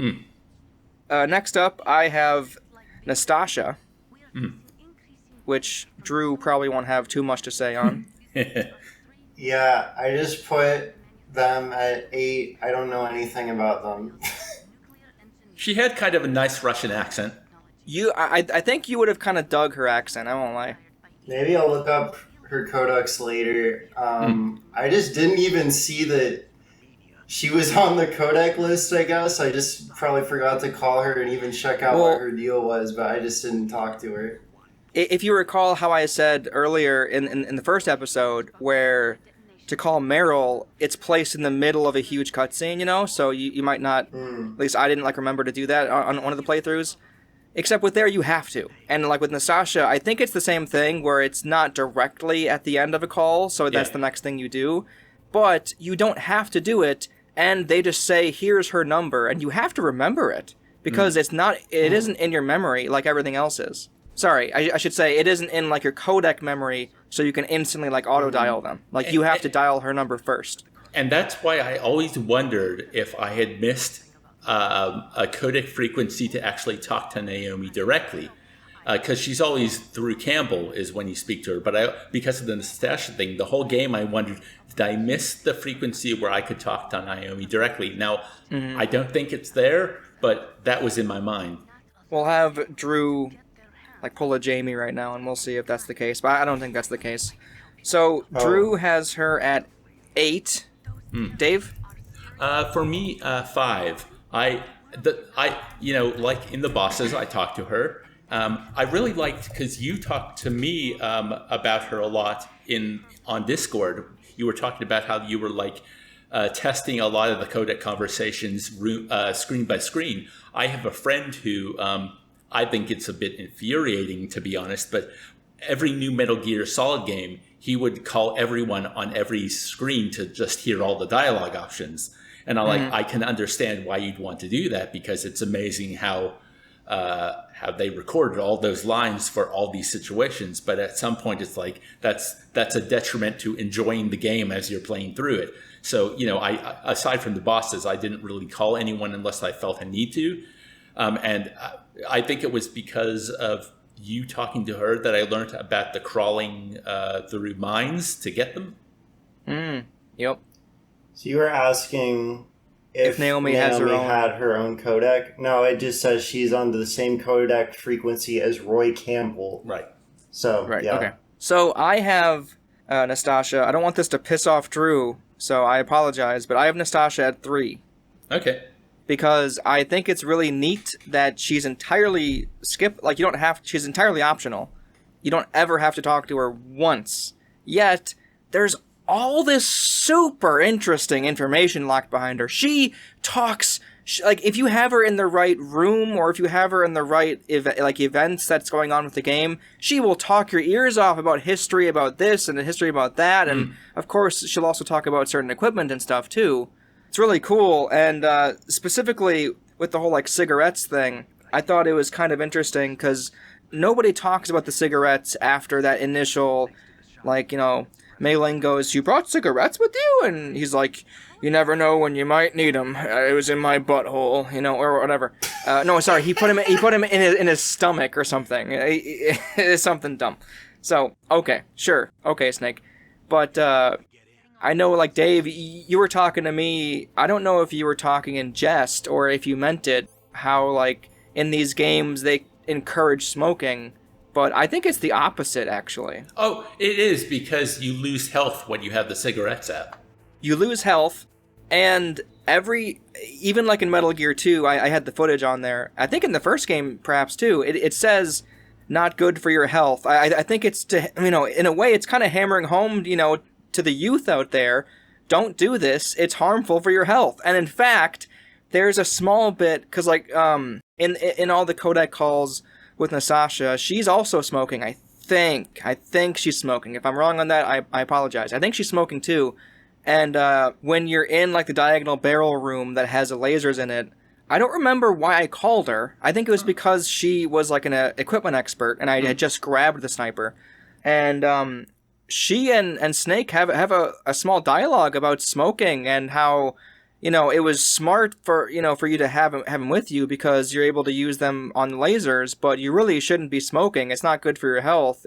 I think what you're alluding to when I said the game, I didn't say the game promotes smoking, but I swear during the Hind fight and the Sniper Wolf 2 fight, when the fight is over and Snake's health bar increases, I swear to God that he is smoking a cigarette. And it could just be his breath in the Alaskan air, but just the way it was framed in those two fights specifically, I made the connection. Oh, is the game kind of suggesting that after this big fight, Snake is having a smoke and it makes his health greater? The health increasing is, you know, like suspect if that is the case, where it's like, yeah, I suppose you're right, but I think it would, if that is the case, it would make sense with Snake in the first place, you know? Yeah, and also, like this game being the late 90s, I've heard this stereotypically, I don't know this for sure, but apparently like everyone in Japan smoked, but even late 90s, everyone everywhere still smoked. Basically, yeah. So that's Nastasha. Are we all good with her? Or do you have anything else to... Or no, I'm good. Also, Drew, I know you're very unexcited about Nastasha, but I want to make sure that you're in like the same spot with the mic. Yeah, I've been sitting in the same spot. Okay, yeah. Perhaps you were just very uninterested in Nastasha at the end. Well, I just literally can't have an opinion because I didn't talk to her at all. Wait, I got you. Wait, Nastasha, more like no Stasha. I like that. That was good. You like it, but you didn't laugh. I'm sorry, Dave. I didn't have it in me to fake laugh, and that's all I got. It's all good. So we have two more left, and these two aren't, you know, strictly codecs. We have Otacon and Meryl. We could use this time to talk about Otacon some more, which is probably good. I'm sorry, everyone who listens, but this is what we're doing, so fuck off. So, Otacon. I have Otacon at... Dave, I want to hear your number first. For me, Otacon is 3. Drew? I put Mr. Otacon at number 2. I also have Otacon at 2. I think we all really like Otacon. Yeah. Otacon's a fun little guy. He also has growth during the game. Unlike Mei Ling. Yeah, but that's the thing is she already grew. So it's okay. She seems pretty young. Okay. Let's just move on from this because she doesn't matter right now. Okay, in fact, I think I'll hold off on a very specific Otacon moment until we're closer to the comm tower, but I think we all know it, so I'm going to hold off on that one if you guys don't mind. Say the line, Sure. Hal. No, I mean like in terms of him on the codec. Yeah. Oh, yeah. Yeah. I don't know. I just really like Otacon. Like Otacon's just such a sick little guy. Like Yeah, he's he's got pretty a good sick, all arc right. throughout the game. He's got a good arc throughout the game. He is animated well. I like his model a lot. Like he's got to be one of the most like iconic like low poly models from this whole game. You know. He is very striking. Yeah, like when you see him, you know that's Otacon. Yeah, like you look at him, you look at Solid Snake, you're like, oh, I know exactly who those guys are. Yeah. Also, this is maybe a more technical thing, but it's weird thinking about it. But every time he turned on his like camouflage jacket and went invisible, like the idea that the model was still there, but like the light kind of refracted through it. I don't know how easy or difficult that is to do with a 3D engine, but like it looked so good. And I'm thinking back in '98, how that looks so good. Something else I liked, you know, there's a cutscene where Snake and Otacon like meet up, and at the end, he throws the invisibility thing on, and like Snake kind of like gestures like bye to him or whatever. And while he's invisible, you see, because of the refracting, you still see him like do like a little salute, and then he runs off, and you can still read his gesture even though he's wearing the invisibility thing. I just think that's such sick like storyboarding and direction. Like that is such like a good little moment. Well, since we're already there, I also want to say then, in the, because I'm pretty sure it's where they're at the elevator, and it's after the. Yeah, you think love can? Anyway, I won't do the line, but I think it's after that, and man, like again, all of us kind of feel for Otacon to an extent, but I just felt really bad for him in a way where I didn't feel in any other. Because again, I think I said at one point, like to Dave on Discord, he has incel energy, and we of course argued on that because I didn't really mean it in the sense that he hates women or anything. I just meant it in the sense that, you know, he's clearly not right. But I will say at one point when he turns on like the camouflage thing, he's like, what was it? Like he wants to hide his feelings or something, and it's okay because when I have this on, nobody can see me anyway, so it's fine, or something like that. Yeah. He's like, when I'm invisible, I don't have to, like, it doesn't matter how I feel because I can just become invisible and then nobody acknowledges me and I don't have to worry about it, basically. Yeah, and it's just like, oh man. I mean, I don't want Snake to give him a hug, but I kind of do. Yeah. That plays in nicely to the Otacon ending where he gives Snake the camouflage because he feels he doesn't need it anymore. Like, it's one of those things where it's a very, like, that's, like, the most, like, anime or even, like, cartoon-style arc, right? Where it's, like, he very clearly has, like, a few steps where he's at different parts of his development, right? Because at first he's completely debilitated with fear.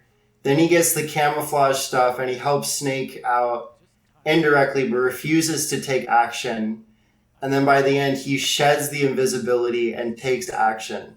So even though it's very much like it's the most screenplay-ass character arc ever, but it is still very effective and he's a very likable character. And that's mainly because you can, even while he's going off and growing on his own, and he's not like directly around you, you can still call him and he will legitimately like use his scientific expertise to help you out in a lot of situations. So he does still endear you, even though you know he's got stuff to work through. He's not just like a cowardly guy that you have to get out of shit, or that like just has his arc and he's in a few cutscenes or whatever. Like, he is useful throughout the whole game. It's just that he, like a lot of people in real life, it takes forever for him to face an aspect of his anxiety or to face his anxiety head on. And so it kind of does, even though it is like, you know, very paced out, very scripted out and very simple, it's still very effective. Like, he's got a good clean arc He doesn't make himself obnoxious. You know, he's very likable. Just a well-rounded, nice little guy. There are 2 moments that I want to kind of bring up, but not right now. So I'm going to hold off on that. But I think we're okay to move on to Meryl then? Yeah, sure. Meryl was a Nastasia for me. Outside the cutscenes that I had to talk to her, I never called her on the codec. I tried to call her only in the times where I knew she couldn't answer, so I could see if that was a thing, and be like, yep, I guess she can't answer. Because she's, like, hiding in the bathroom or whatever, I don't know. And, you know, it's funny, I really wish this was a thing. I'm sorry, but you know what, when she gets shot from Sniper Wolf, I called her a few times, I'm like, why won't she pick up? Like, I wanted her to be like, you know, just to fucking start screaming again at you. Yeah, that would have been funny as frick. Like, you call in and Snake's like, Meryl, are you okay? And she'd be like, I'm literally bleeding out and dying. What the fuck do you mean? And he's like, I'm just hanging there. Bye. Meryl, do you think love can bloom on the battlefield? She's like, I don't know. Bye. My blood is blooming on the battlefield. Oh my god! I was gonna say, so Meryl, I'm sorry, I kind of got turned around. Is it on the basement second floor? Meryl, you know where the sniper rifle is, right? Do you remember where that is? And she's like, what the Meryl, I need you to get your shit together and tell me the answer. Meryl, I know you're barely wearing anything in the Alaskan tundra, but can you just bandage yourself up and fucking move on with your fucking life? We've really run this bit into the ground, so we'll move on. So I think all of us hate Meryl as a codec conversation character. I have her at 8. Yeah. Yeah, I just put her at 6, just above, you know, Natasha and Deep Throat, because they were just blue. I know. I have Meryl. Low. I have Meryl right below Mei Ling. She's a little bit worse.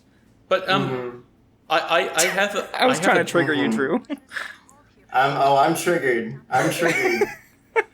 I have a thought though. I think last episode, Dork, you said you had a codec conversation where, or was it part of the game where Snake and Meryl were flirting a little? Yep. There was the one time where he said something kind of light, and they're like, like they each did that weird like Hal and Dave laugh at the end, except it was with them. Because I was thinking in terms of, you know, like Drew not really vibing with Master because they might not have contacted him too much. If I had actually talked to Meryl more on the codec, maybe let me just put it out. I do not hate Meryl as a character. I don't really dislike her. I just think her arc and the dialogue between her and Snake is a little ham-fisted. Like, it doesn't really work for me. But you know, maybe I would be more warm towards her. Like, we got all that time with Naomi. If I'd gotten more codec time with Meryl, maybe I'd have a better impression of her. You know, that's a really good point, because she's so integral. And in fact, this could be, if a person wanted to make like a sexist talking point here, this wouldn't be terrible with her, because she's like so tied up in the events of the game that you can't remove her from them, because everything surrounding her, like, again, so like with Master, with even Otacon, you can contact them a lot and kind of grow and kind of hear them, you know, like they're characters that are kind of there. But with Meryl, it's like she's so tied to what's going on that she's almost like a tool. She's almost like an object in the story that is just... No, I'm kind of with you, because she is purely... If you don't like her, which I don't, she is purely functional, which means she is literally objectified by the script. She is a plot device. And I think that might just be a certified Hideo Kojima moment. Yeah, you know what? Yeah, okay. So I'm happy I'm not the only one kind of getting that vibe, because it's not like... Yeah, because it's not even just that. It's just her being purely functional on top of all the I really like your ass, like, kind of thing, and that sort of thing. So Dave was like, maybe if I called her more, I would like her more. I don't think that's true.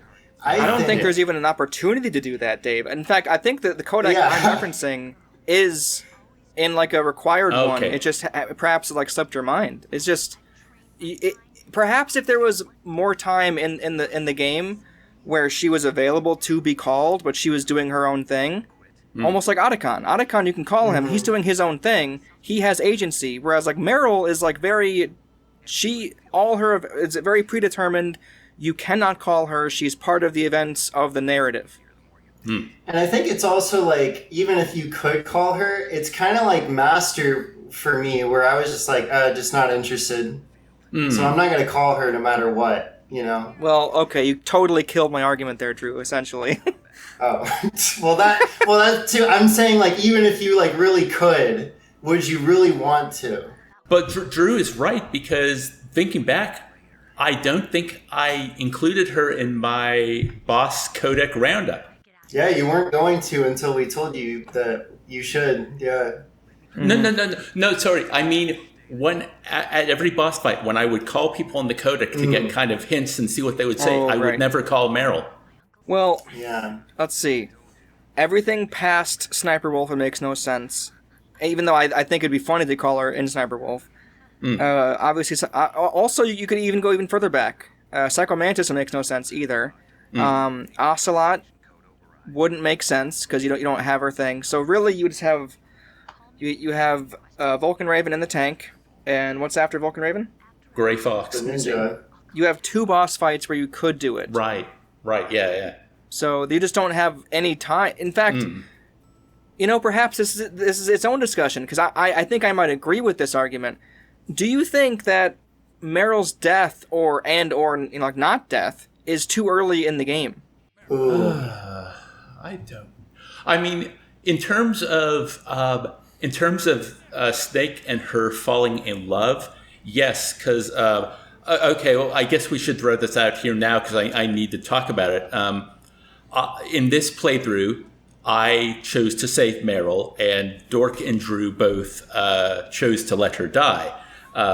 So when we get to the fight with Liquid on Metal Gear, Meryl is there tied up, and he's like, we got to finish the fight soon because she's going to die in like 3 minutes, and you save her. And I don't know how you make everything all right. That whole timer thing is weird to me. But basically, Meryl starts apologizing, and Snake's like, you got nothing to apologize for. And then basically, they don't smooch, but it's basically they're in love right there.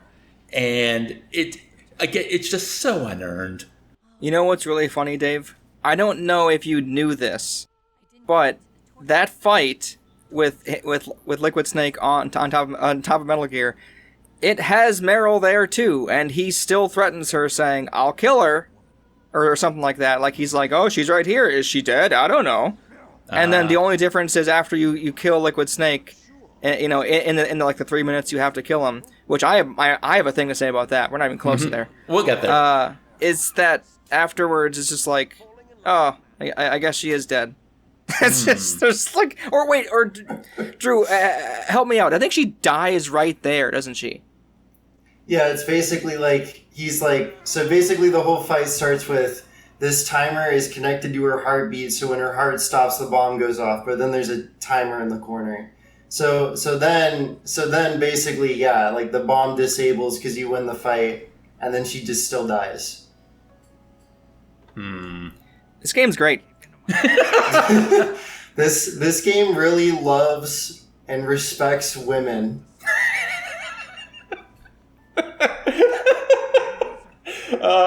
That's its own can of worms, but I don't hear any lies. But you know what? I meant that sarcastically, but the game actually loves Mei Ling as it should. You love Mei Ling. Mei Ling's awesome. I would literally just go, bro. If Don't we even. could have, No. Dave, hear me out. Okay. 2 little books, 2 little time. Guest episode with Mei Ling.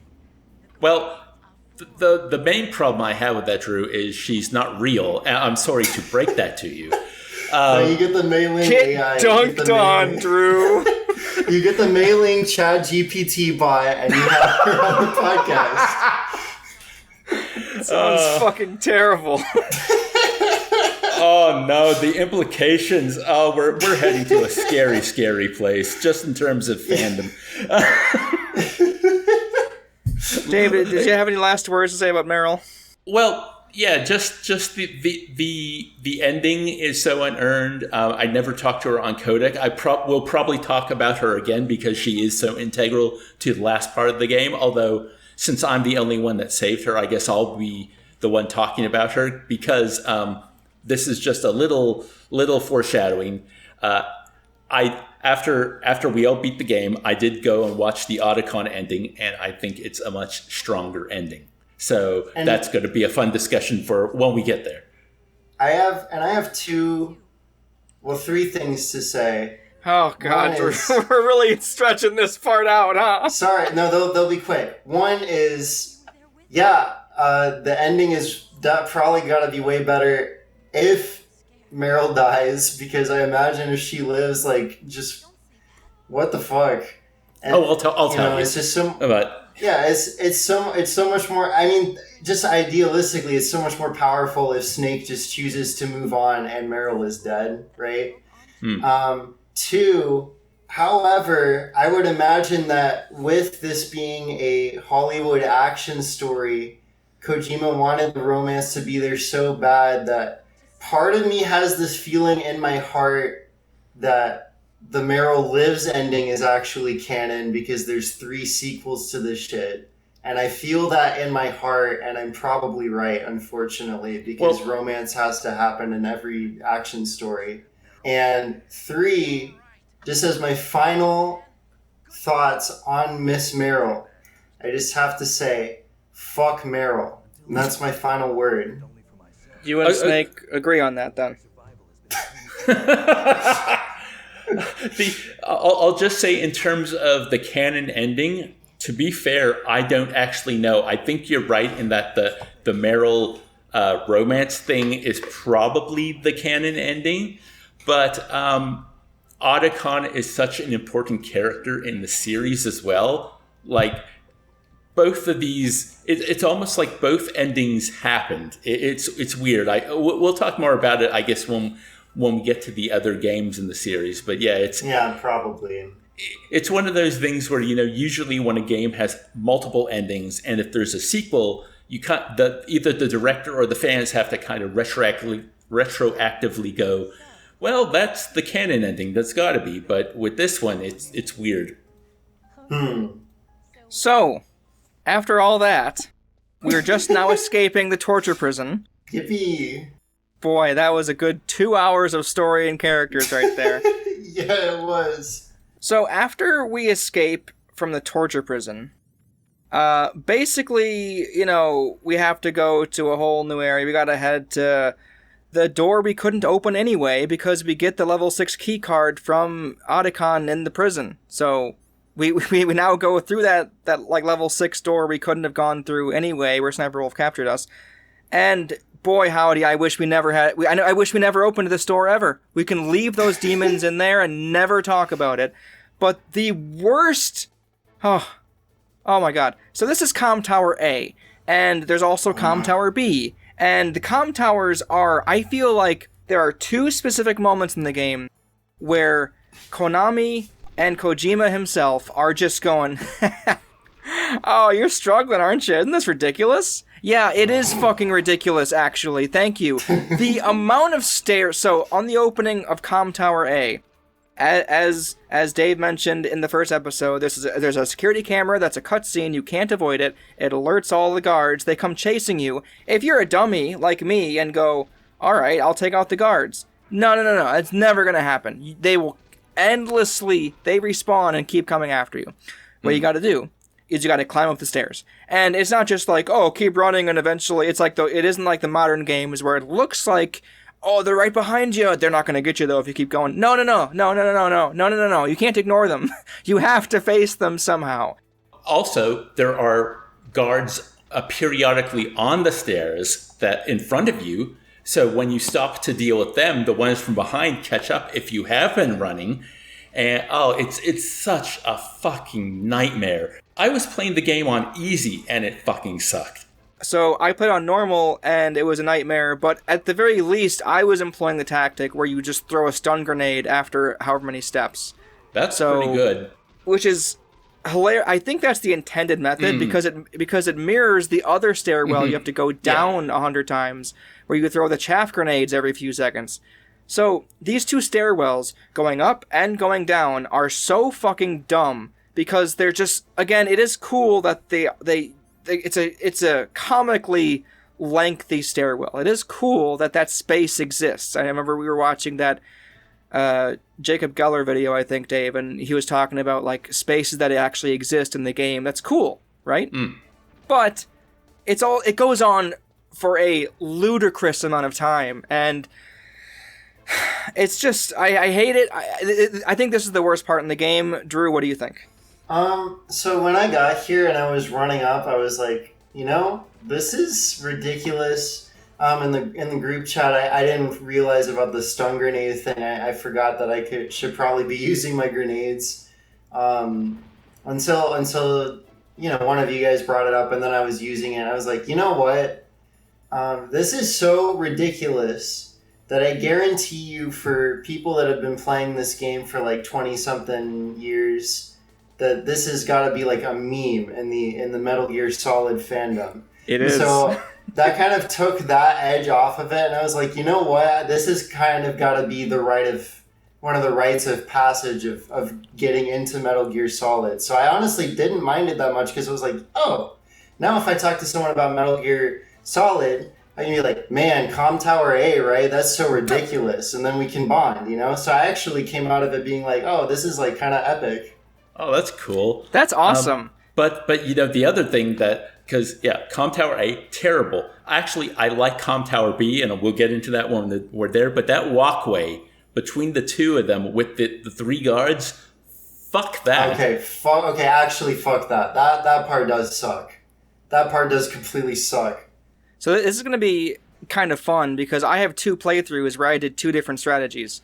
And I imagine if you employ, like the first strat I did, I'm guessing you guys got really fucking pissed. And I'm assuming you both sniped them. Yep. No, I just used the Nikitas. Oh. Yeah, that's what I did, and it was really easy. How come you hated it then, Drew? Because it was just annoying. Because it's like, the first time you walk in there, like, oh, here's a walkway. It's top down, so I can't see why I'm getting fucking shot with 1,000,000 machine guns down the way. And then I did look in first person. I was like, wait, there's people over there? What the fuck am I supposed to do? And so I pulled out the I don't remember why I didn't pull out the sniper rifle, but I just like spammed all my Nikitas and it took them out one by one, and it took really a long time. It was ridiculous. Did you hide in that little like corner area and then like have it turn? Yeah, I had to go around the corner. No, I had to go around the corner. I was gonna say, because if you stand up the walkway and just shoot it straight, eventually they will just keep shooting at you if you don't give them like a breather to like, right, Dave? Have their goldfish memory set in. Yeah, Dave, I can only imagine, because I'm pretty sure on this most recent playthrough, I tried to snipe like I did the first time, and then they just keep throwing your camera every which way. It's so fucking infuriating. And when you kill one, the other 2 run away, but then they come back, and you've got the smallest window to kill the second one before they start firing again, and then the same thing with the third one. Yeah, it's rough. But like going back to the whole like stairwell thing, Drew, I think you're exactly on the money. I think this whole area and each of those 2 stairwells, I have seen them like memed about online, and I think, like Dave, I think you called it like the stairwell from hell or something, right? I don't know if I said that, but I like that. But you also grabbed the rope on the way in. I don't know if you can even play the game from here on out if you didn't grab the rope. I don't know. We had to have, because we finished the game, but I don't know what you're supposed to do if you didn't grab the rope. Go all the way back down. There's an item box that's right in front of the security camera, and you just kind of grab it without thinking. You're like, rope? I don't know. I'm running away from these guys. And it turns out, when you get at the top, there's Liquid Snake in a Hind D that you saw earlier. And he's like, Snake, That's an awful impression, I know, but his voice lines are so great in this section. No, he always pulls up and he's like, now I'm going to snipe you, dear brother. That was good. That's what Liquid sounds like. That was sounded a little Australian, but I dig it. We have to escape him, and then we just get this.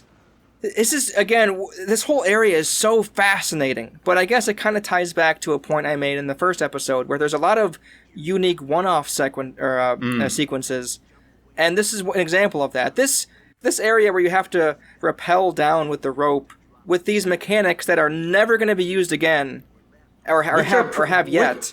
Which are pretty awful, I must admit. Drew? Huh? What?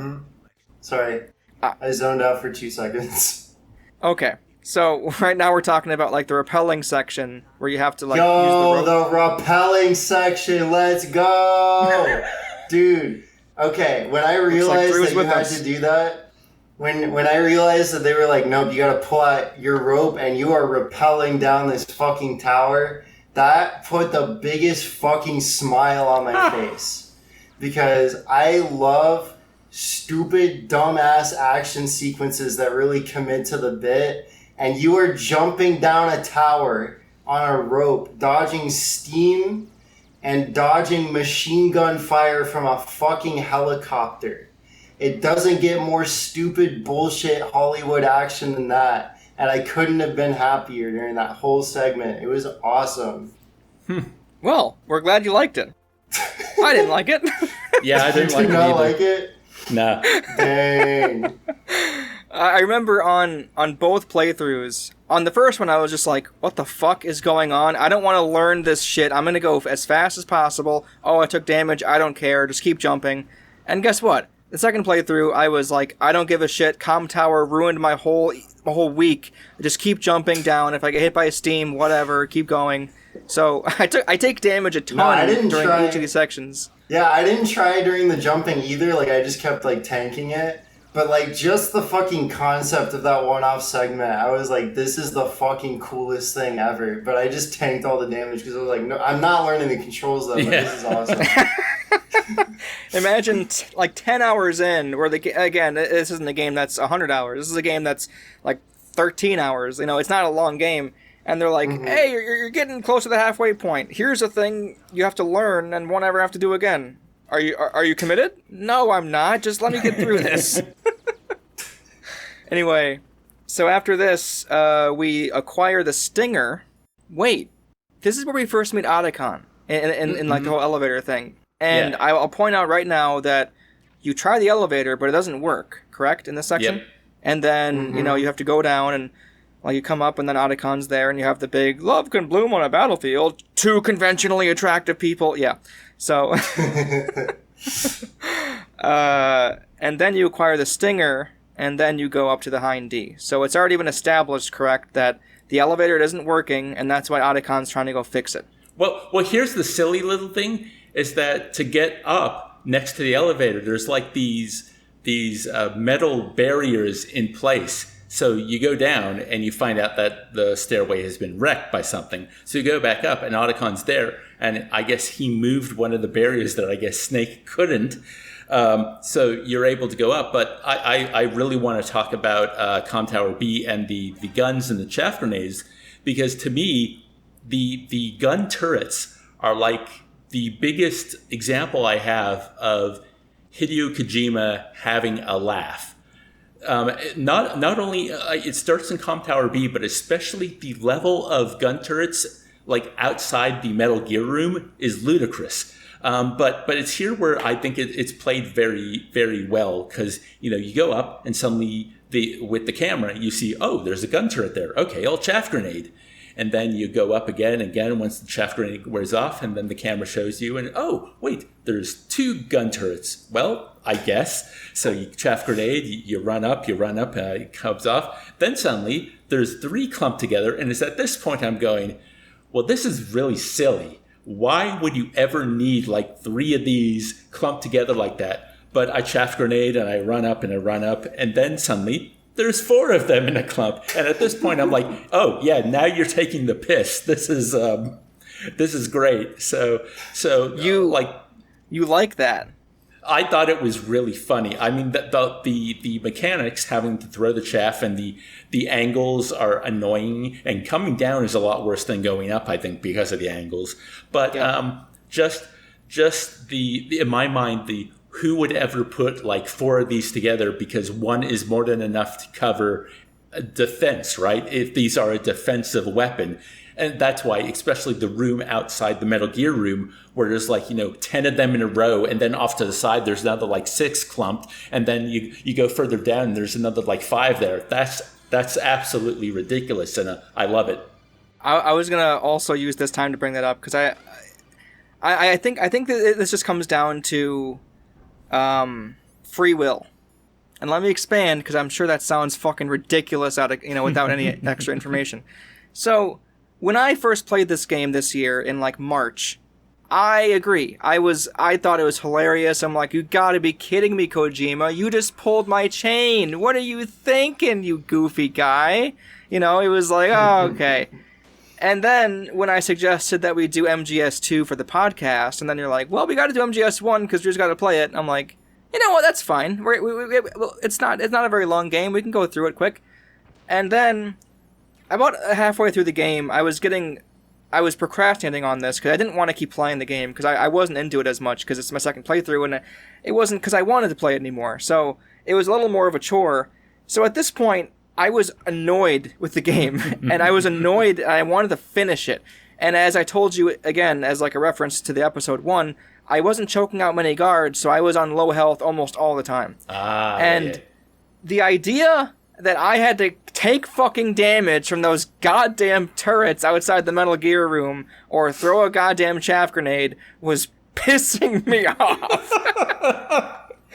So at the first playthrough, this is such a ridiculous room. How can you not give him credit? Second playthrough, the charm wore off a little bit, and I started to get real antsy. Well, it's another thing where it's like, well, it's just part of the Metal Gear. It's just a Metal Gear Solid meme, so you just kind of got to roll with it. Sure, but you have to wonder, like, it reminds me of the Breaking Bad meme. If we're gonna do that, he can't keep getting away with this. Yeah. Like, at what point, like, does it start to? Because you can't keep, you know what I'm saying? Like, if it's just memes all the way down, like, eventually something's got to give here, And again, the game is great on its own, so it totally makes those moments a lot more palatable and, enjoyable to an extent, like we've all talked about. But there is a part of me that just hates it, but I think I've spent too much energy on it because it is funny, and that's all it needs to be. It's funny. It's funny. Yeah, it sounds like you were mad because you got trolled, but then you were like, oh, okay. Okay, let's do nice one, Kojima. No, the opposite. I was in love with it because I got trolled the first playthrough. But the second playthrough, I got trolled by you guys for making me go through this one again before MGS2. Oh, yeah, that's a good point. So, no, it's again, this game's good, so it was good to play it again. Especially to see the catch-up and to have the cough, have the sneezing moment, and then to see the other ending. I think that was all worth it. And also, I think it's valuable that the shine kind of wore off for you on the second play. Sometimes we can have a great gaming experience with a game, and we don't revisit it for years. So, we kind of maybe give it a little more leeway, or we lean into the nostalgic memories a little more when we revisit it when maybe it doesn't deserve that. Now, I still like Metal Gear Solid, but yet there was plenty during this playthrough that frustrated the heck out of me. And maybe playing it that second time in such close proximity, especially for a project such as this, was useful to kind of go, oh, wait, no, I still like things, but oh man, all this stuff that maybe I did enjoy the first time, I don't enjoy this time. And then you get to ask yourself why, and that's always really interesting. But now it's Hind D, baby! Now it's time for the Hind D boss fight. This is, as I call it, Liquid Snake in Hind D. Is that weird? I don't know. It just sounds silly. Literal description ever. Liquid Snake in the Hind D. Ranking Drew. 2. Wow. Holy shit. Wow. Yeah. Dave? Mine is 9. I did 3. Wow. I'm the outlier on this one. Yeah, I mean, it's kind of funny how much I enjoyed this, because I specifically remember pointing out I was getting really frustrated with it with you. But, like, the memories of playing it the first time, where I had the strat I tried the second time, and it worked great the first time, but not the second time. And also, after you told me about the R1 trick, about having the stinger, easily go out and in. That sounded weird. But it made it feel really nice. I kind of like switching into first person in this game. I think it feels nice, so I almost wish I would have tried to use the gun in first person. It just feels cool to aim at stuff and be like, beep, beep, beep, beep, there you go. And it feels satisfying when you hit the helicopter. It just takes a big chunk of the health pool off. And Liquid Snake just going, ah, every time he gets hit. And when he comes up from underground, he goes, and like the music swells when he comes up from underneath you, and like, dun, dun, dun, oh, here he is. And then he just goes, ha, Snake! And then it's so fucking stupid, because he's in a helicopter. How are we even hearing him? Yeah. It's cheesy, and it's just goofy. I enjoy it a lot. No, I do have to say, when I first, so this took me like 10 tries to get through this boss, and the first couple I really was with you, Dave, because there was the first 2 where you just run around, you dodge the machine gun fire, and then you just like hit him with the missiles. But then he starts lowering and hiding, and I could feel like in the back of my mind I was like, do they really want me to track him with the radar? And do they really want me to be able to try and shoot him as soon as the helicopter comes up again? Like, there's no way that they're going to make that, they're going to ask that of me. Like, that is so ridiculous with how I hadn't had an excuse to get, because here's the big thing about me. I really do not like first-person shooters because I'm really bad at them. Okay. So anytime a game makes me use that mechanic, I do it as little as possible because I find it very frustrating a lot of the time. So in this fight, I was like, there's got to be a way for me to track him in the top-down view and then still dodge him and hit him with the missiles, which was completely inefficient and a waste of my time. So I was talking with you guys about it in the group chat, and Dave was like, no, you have to track him in first person with the radar, right? Because you can see which way Snake is facing on the top-down radar, but then you can still pop him in the kisser by doing that. And then, as I got more and more practice with that, I was like, wait, this is fun as fuck. Like, the more practice you get with it, when he pops up and you, like, get the target right on him and you just clock him right then and there, it is so fun and rewarding. And when he, like, the helicopter ducks down and the music completely disappears, and then he pops up and the music swells in and you just get to shoot him in the face instantly.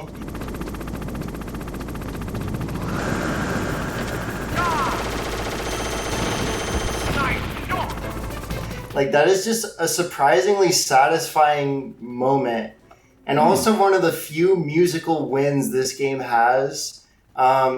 I just really, like, enjoyed it. Like, the better I got at it, the more, and then, you know, especially compared to all the middling fights in this game, I just really had to be like, you know, I like this a lot. This is really fun.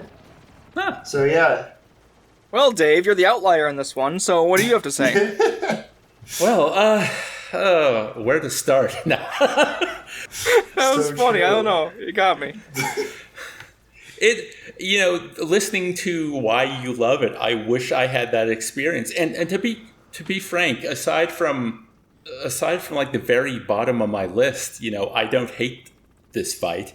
I think one of the big things was the amount of downtime waiting for him to pop back up. That frustrated me because usually in a boss fight, where you have to wait for something to happen in order to damage the boss, and maybe this is playing too many like Souls games, because there is usually a way you can trigger the enemy into doing something you want to do to create that opening for yourself, you know, whether it be an attack or, you know, going somewhere or doing something specific. But at least to the best of my ability, all I could do was basically, you know, track him on the third-person radar, and then when I saw him hovering in an area for more than a couple seconds, I would enter first person, so I'd be ready if he chose to pop up. But then as the fight wore on, he would hover in a place, and then I'd be ready, but then he'd go to another place, and I'd have to set up again. Part of it was also, whenever he did the "I'm shooting my missiles at you" bit,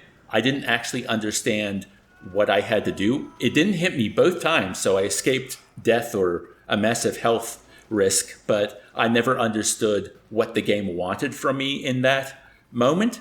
Reading into it afterwards, apparently it's just you can't be on the little balcony bit, but that seems silly to me. So, yeah, whoever is on that thing, like, it just has the ammo, right? Yeah.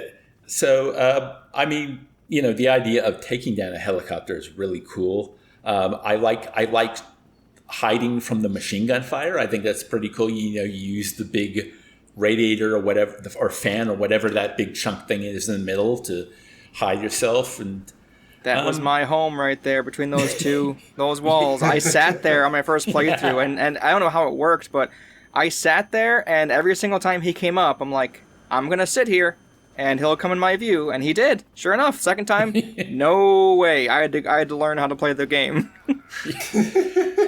So it's not that I guess it did anything wrong except maybe waiting around, and I was impatient when I played that fight. But it's, or maybe it's also that like the Vulcan the Vulcan tank fight was very low on my list as well. It's right below the Hind D. It's at number 10, and even though that was a character who I think is quite interesting, the fight itself had nothing to do with that character. And I think the Hind D is similar, even though Liquid is like, which, is pretty funny. I'm fighting a helicopter, and I even enjoyed the Metal Gear fight a lot more than this. We'll get to that, of course. But I think I liked it.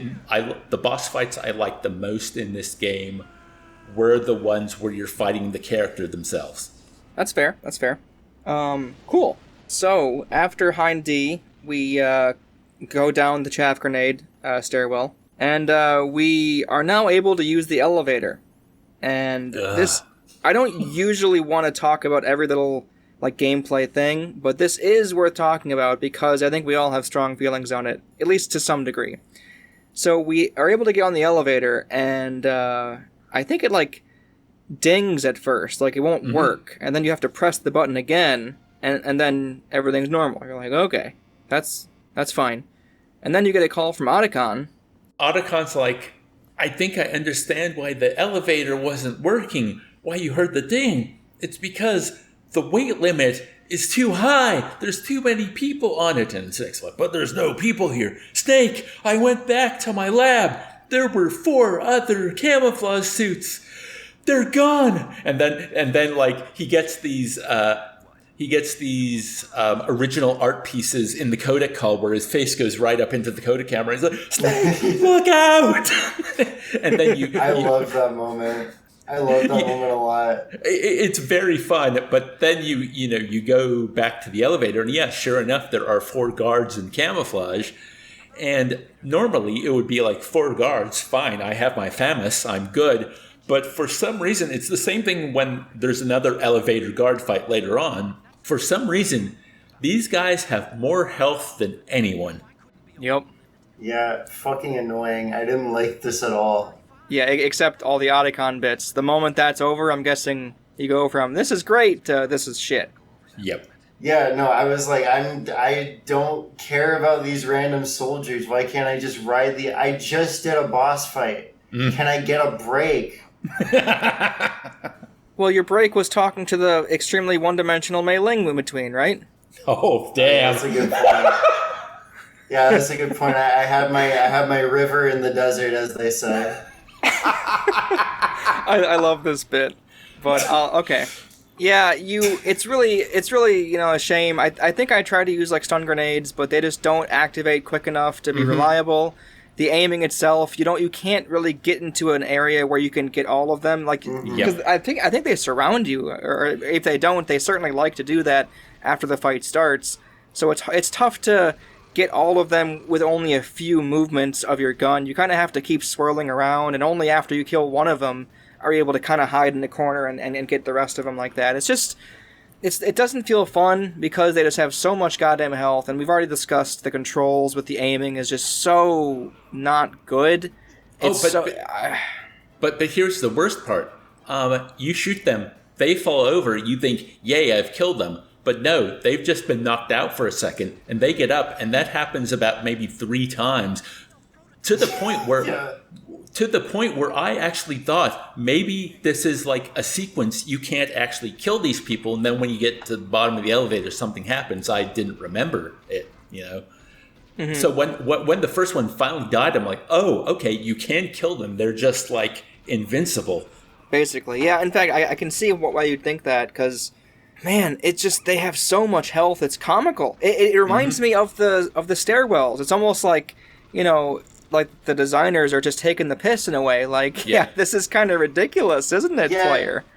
Except that there's like no joke here. It just sucks. It just sucks.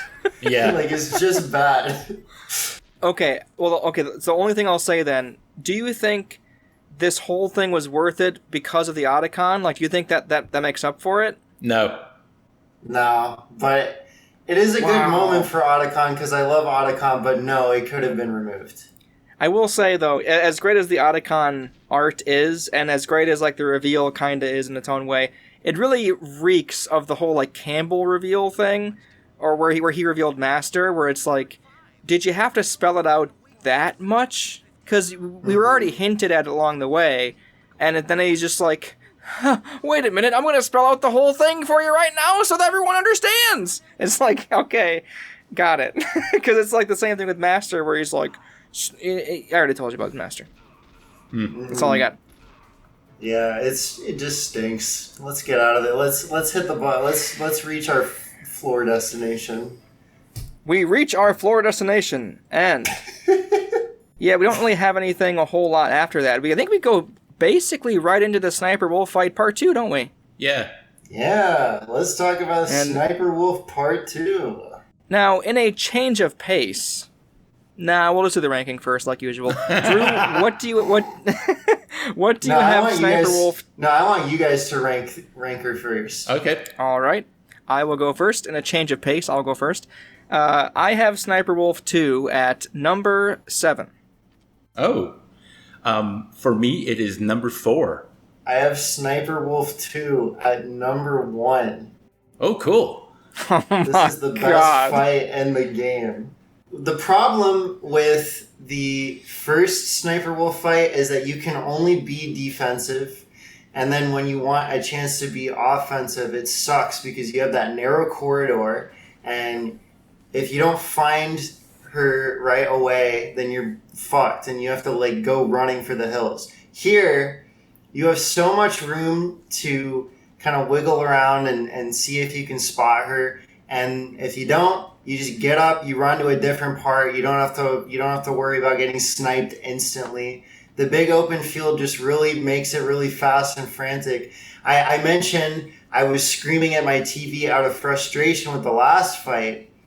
With this fight, I was so in it and like invested in running around to a different vantage point and then finding her and taking the shot that every time I finally found her and nailed a shot, I was yelling at my TV like with joy. I was like, yeah, take that. Yeah, let's go. Like that kind of thing. Like I was having a good time with this fight because I could like run around. Like I would run around just to avoid like the incoming sniper laser thing. I don't know the technical term. But I was constantly on the move.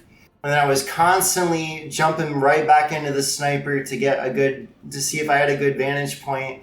Like, I was staying active during this fight. I didn't feel like I had to run away and hide and take a breather from the fight just because it was built in the shittiest way possible. Like, I was having such a good time just running back and forth and looking for vantage points. It was great.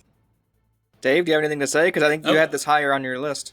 Yeah. I mean, I think maybe the reason you don't have it as high Dork, is that it feels like it almost feels like if you get yourself in a good position, it can be a really fun fight. If you can't find her, or you're not in a good spot, it can be highly frustrating. I was getting picked off left, right, and center until I ran behind the snowbank on the very right of the field. And then I crawled up to the edge of the snow, like left, until it like gently slopes into flat. So I felt I was hidden. And then I started looking through the sniper rifle. And I got lucky where I saw her right behind a tree, almost like diagonally across the stage. And I had my diazepam.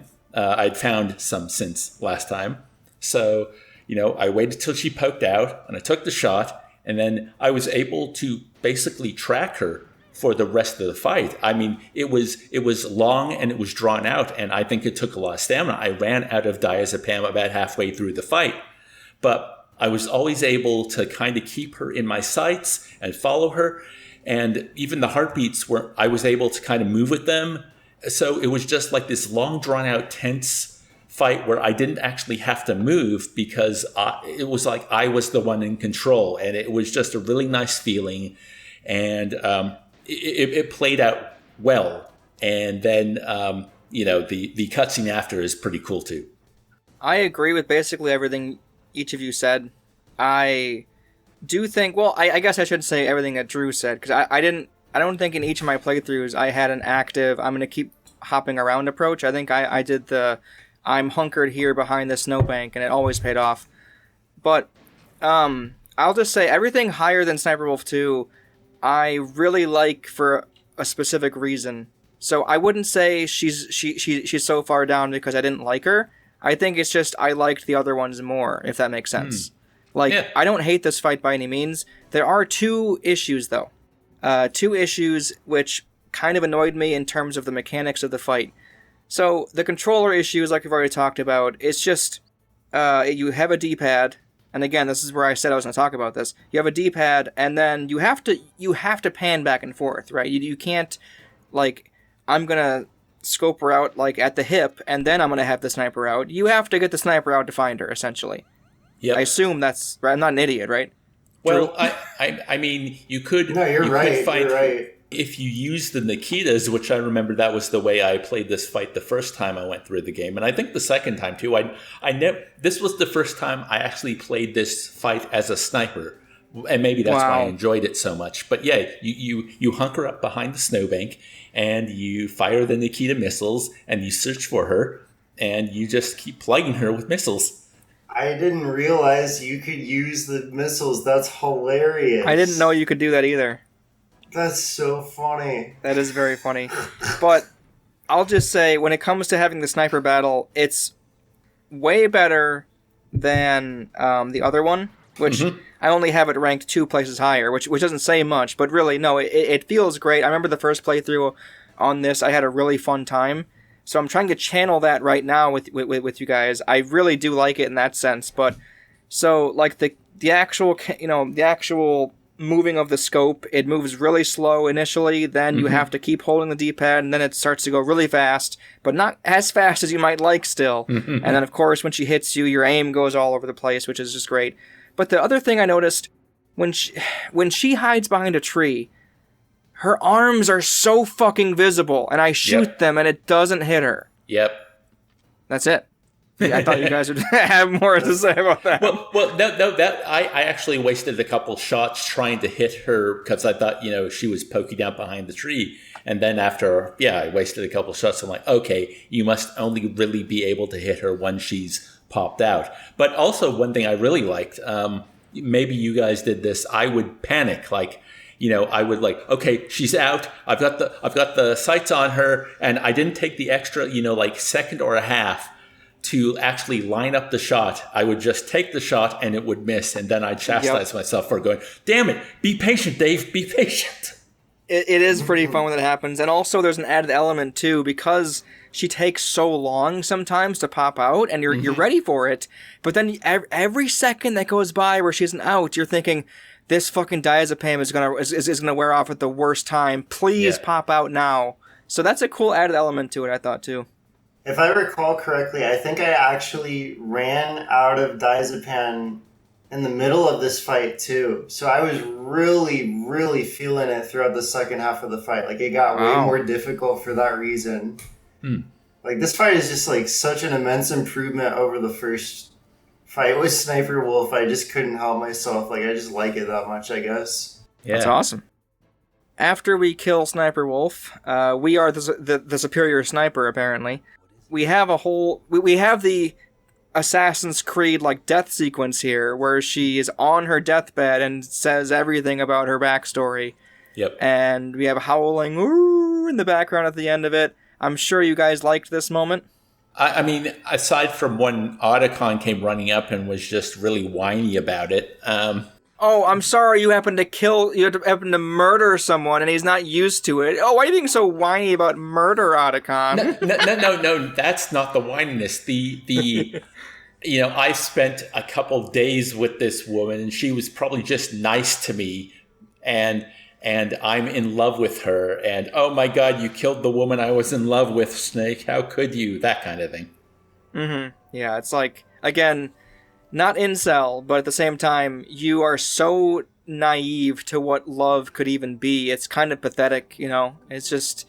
I hope he eventually becomes a person who learns and grows and can accept people as a just, you have to give and take, and it seems like he has this really strange, false premise of what love is, when in what he really has is infatuation over a pretty lady who happened to be nice to dogs. She can't be a bad person, and happened to be nice to him and talk to him for the first time ever.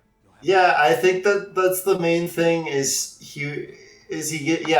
just infatuation, because every time he brings up those two things specifically, basically the exact same way that you said them, I'm like, bro, that's not what being in love means. That's having a fucking grade school crush. There's no way you haven't been through this before. Mm-hmm. Well, I think it's the first time he's been through this where the other person talked to him, and again, we don't really see what goes on with him and Sniper Wolf. In fact, I think on my first playthrough, like, at this point, I just kind of accept that perhaps she did talk to him, and she did, because I think she even mentions, earlier that Meryl wasn't the target. That's why she didn't choose to kill Meryl with the sniper. So she only goes after her target, which was Snake. So it makes sense why she wouldn't kill Otacon for no reason. But at the same time, I was almost thinking, is Otacon making this up? Did he even talk to her? Or is he just doing that weird thing where... He's lying. He's lying to get clout with Snake. Yeah, and just like Mantis, Sniper Wolf had a tragic backstory. And what was the line? Is like, I've been looking for people to kill, but in the end, I think I was looking for someone to kill me. That's a good line. I also really like her line where she says, I saw the horrors of war through my sniper scope, or something like that, where like she was just like a viewer to everything. It's just, she has a lot of really, in fact, I'm glad you mentioned that, because I just got chills. Her dialogue is really good here. It's very good. It's definitely like movie dialogue, but like poetically, those lines are just like so powerful. I agree. Like, you just can't help but like be intrigued by the philosophy behind them, right? Yep. So after we have a disc change after the Naomi after the Sniper Wolf fight, we have to change discs because we're never coming back to this area ever again. So we skedaddle along, and we have the first fire temple area, which is the smelting like lava pit room thing, which sucks. Which is you guys seem not to like it much, but I mean, there's not a whole lot there. No, it's just I fell into the molten steel a couple times, and I was annoyed. Yeah, this is the only time in the game where you have to sidle essentially, and then you have to crouch as it as the little like metal part comes over, which is just like, why not just hang on it with your hands? Because again, eventually in the other MGS games, you can kind of hold on to stuff, So it's just interesting how there you kind of have to do the least comfortable thing, which is to fucking sidle along this 2-inch. This looks very uncomfortable. But that's the fire temple. And then we move on, and we have the area between the smelting room and like the Vulcan Raven fight. I think is very tedious and annoying. Yep. Because it's just two huge elevators. One of them has the whole issue with the enemies again. Then there's a bunch of random claymore mines in a few of them, and you don't have your Soliton radar through this, so you can't use your mine detector. You have to use like the thermal goggles. But there's also these goddamn fucking cameras you gotta throw chaff grenades at to get them off your ass. Mm-hmm. And then after all of that, you're just sitting there and watching a bunch of birds fly around. Well, for atmosphere, like the first time down going into Vulcan Raven's fight, that's really cool. I think it kind of builds. Cool, it's kind of like I actually had my gun out. I'm like, because I couldn't remember if the birds tried to attack me or not. I'm like, do I have to shoot them? And it was just I think it worked well. And I think there's on the first ride down, there's the codec conversation about Millard going, something's off with Naomi. I'm going to look into it.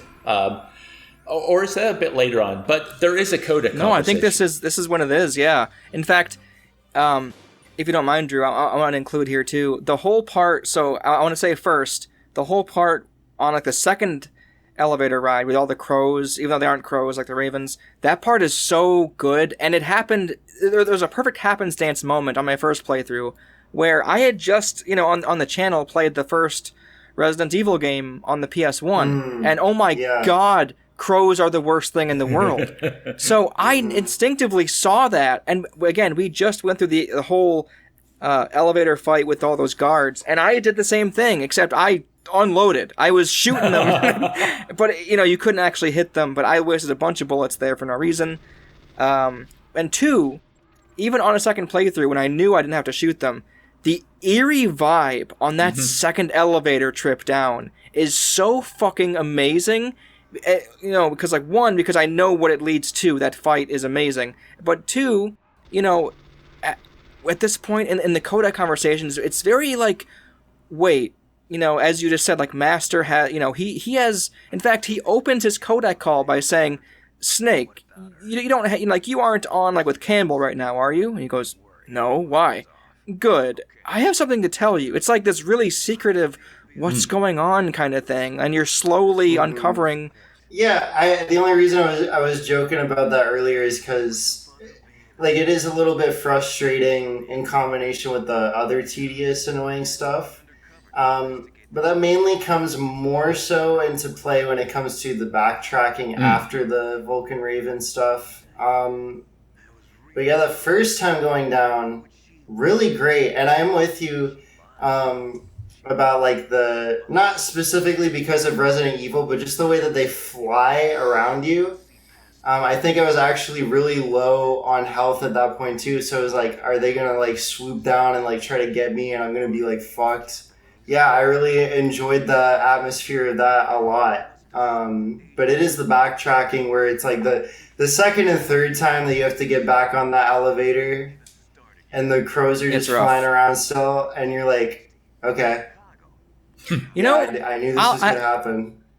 I know it's funny you say that, because I was gonna move on, because after this we have an awesome boss fight, but I'm going to push back a little bit here, because it ties in with the awesome boss fight. I think it fits in really well, because you already killed Vulcan Raven in the next scene, and as you pointed out in Discord, he's the only guy who says, Snake, you're an awful person. I'm going to haunt you for the rest of eternity. You murdered so many people here. Whereas, like, Sniper Wolf is like, oh, we have so much in common. We're dogs of war. And, of course, you have other boss fights. Like Psychomantis. Of course, you have Psychomantis, who's also kind of going, oh, here's my final speech. You know what? You and Meryl, whatever. No, but here's Vulcan Raven, and he's like, how dare you? You're murdering all these people. You should feel bad. And I did feel bad on the second, down through, because the Ravens were still there, but I knew I killed their master. I felt really bad. Huh. Cool. I also wonder if is a good point. I like that argument, yeah. I also wonder if it was supposed to be like a reminder to the players, like, here's what you did, or if the other way is, even after he's dead, Vulcan Raven is still watching you. All the Ravens are still watching you. So who had the monster truck in their backyard? That was I Drew. think that was me. Yeah. But yeah, no. When you bring that up, I didn't even consider that, the idea that the Ravens are watching, especially the way Vulcan Raven is disposed of. Mm-hmm. So, Wait. So yeah. Explain he that part. Oh, yeah, well, the after you defeat him, the Ravens feast, and he's no longer. I mean, there's a blood stain, but when you go back, there's no longer any body there. Oh yeah, okay, I get what you're saying. So then the Ravens are still flying around, and it's like, well, he's a part of them now. Yeah, that's also a good point. On that note, we finally get to, as I say it on my notes, Vulcan Raven in freezer.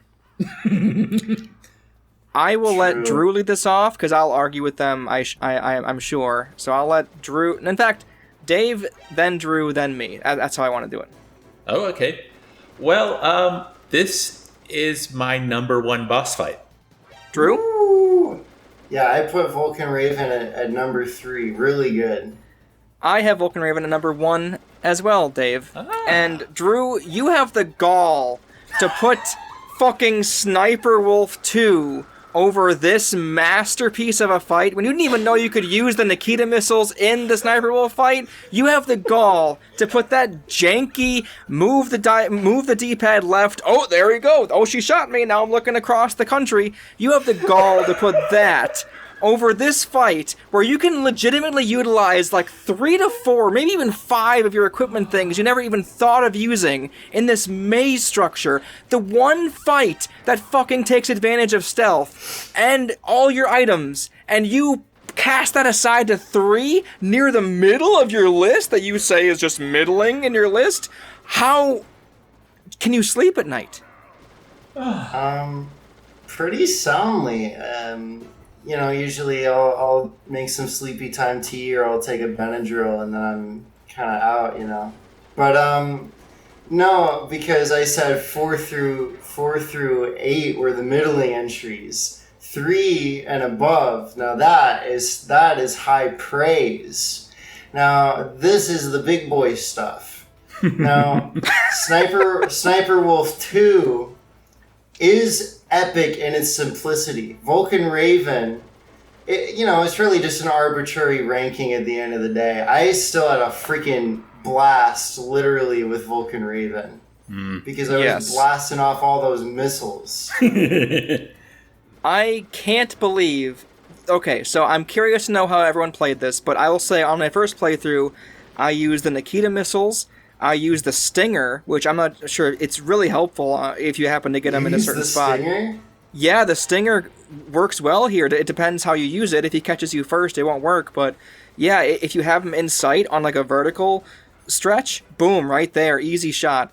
And I think I tried the grenades as well. I wasn't a huge fan of those, but on the second playthrough, I strictly used the Claymore mines I had picked up through the playthrough, and it worked like a charm. It was incredible. This fight is legitimately, holy shit. You can do this, guys? You can just make boss fights this good? What, again, it is good with all the variety in the game, but Jesus Christ, we're gonna have the discussion that I forgot about. We're gonna have. Is this a stealth game? No. Well, in this boss fight, it kind of is a stealth boss fight. That's what I'm saying. This is the one time where it's like you're using, your cast of characters in a boss fight to give us what stealth could look like in a boss fight. And it's really like a maze sequence kind of thing. So, perhaps you could have arguments with it there, but man, this fight is so phenomenal. It's pretty good. It is. Yeah, no, it's really, really good. Even with me not messing around too much with the techniques, like...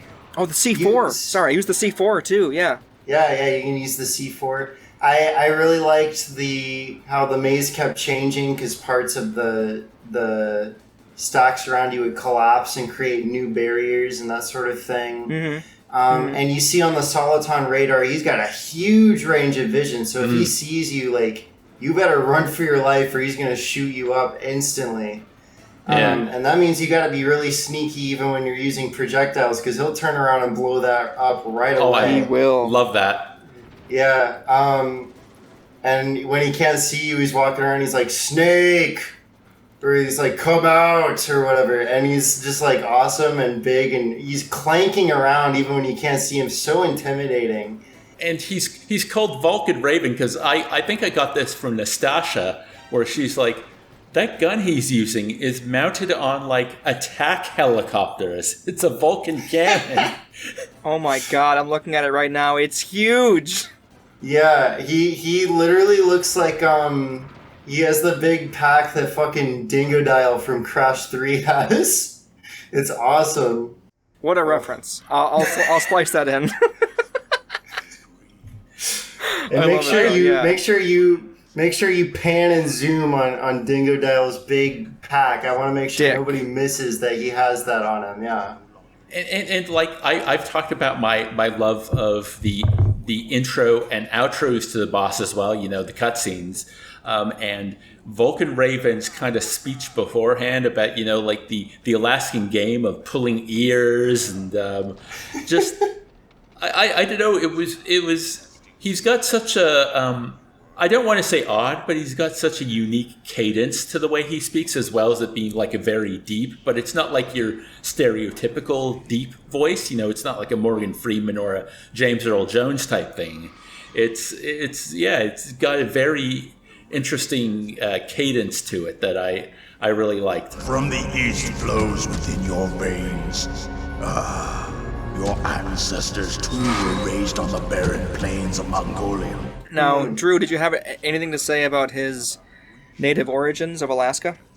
Yeah, I won't say that it's necessarily like great representation, because obviously all the characters in this game are Flanderizations of culture in a way. But I do have some Native American in me, actually. I'm not sure exactly which tribe. I will say my grandma definitely has far more than I do, and she's from New Mexico, and I don't know enough. I haven't talked with her enough about the culture, which is my bad, to know which tribes are down around that area.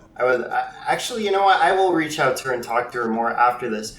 But she also later moved to South Dakota, which famously the capital of, or not the capital, one of the bigger cities in South Dakota is called Sioux City, named after the Sioux tribe.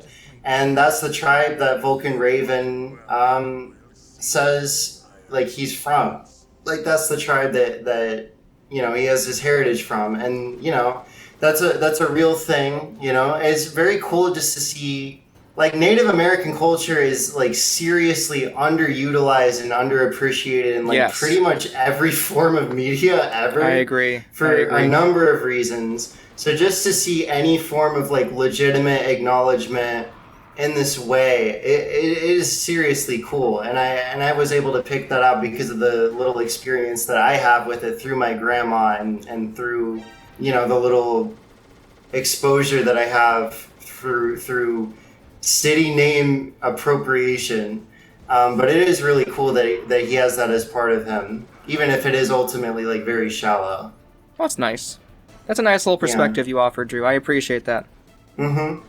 And I also want to say that there is Stinger ammo in the fight, by the way. So just going back to... Oh yeah, I guess there is. Yeah. It's just all around a really great fight. He's a great character.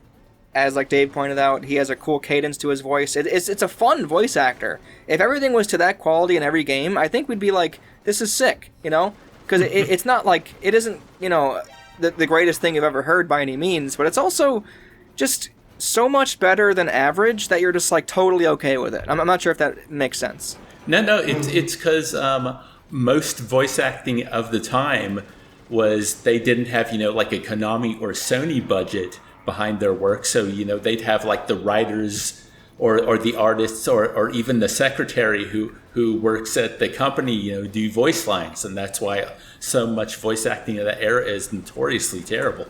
Yeah, well, generally the process behind it is you get a theater actor and you come into not a stage environment where you're interacting with other actors. You come in and you're in a room by yourself and there's some freaking random guy, like Dave said, a secretary, giving you just little bits of feedback.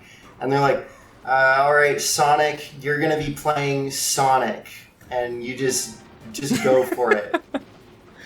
Drew points out another big part of it is that because there are great voice actors that we know can do great roles that in some games sound terrible. It's because obviously in that game they didn't have like a proper voice director or they didn't have good direction.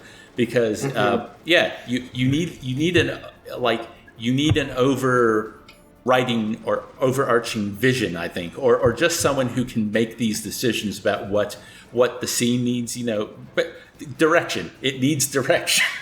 Yeah, I would actually say the English version of this script clearly, I didn't feel like I needed to switch to the Japanese, voice track or whatever, because this had pretty decent direction overall for the English cast. Yeah. I mean, if you did that, you would have missed out on a lot of memes, too, so it's a good thing you didn't do that. That's true. Yeah, I do like me some good-ass memes. And if we ever get around to Final Fantasy X, I'm sure we'll have plenty of discussion about that. Sounds fun. That's a professional, that's a studio with a lot of money. And they actually, if you look at the cast of that game, it's got some big voice actors. I mean, God, I forget his name, but the guy who does the voice of Bender voices Waka in that game. Yeah, John DiMaggio plays DiMaggio. Yeah. But it must be the direction, or maybe sometimes it's the script. The localization is bad. You can be a great actor, but if you're giving horrible lines, it's really hard to make it work. But yeah, that game is full of some pretty questionable line deliveries. Mm-hmm. But yeah, Metal Gear Solid. I mean, I did gush about David Hayter early on in episode 1, but I'll just cover. I don't think there's a bad voice performance in this game. No, and even Liquid Snake is probably the one kind of teetering, but he's adorable, Mm-hmm. Mm-hmm. I love Liquid's voice, and I think it's because the actor is chewing the scenery. Could you explain to that what that means for the younger folks out there? Well, back in my day, but basically, it's like he knows that the actor obviously knows that he's the part he's playing is a bit over the top. I guess mainly this happens with villains. You see villains in movies where they know they're playing like this grandiose, almost operatic, evil person that isn't these people don't exist, people who are like this, just the monologuing and the delight and the cruelty. I mean, that kind of stuff exists, but it's usually more subtle.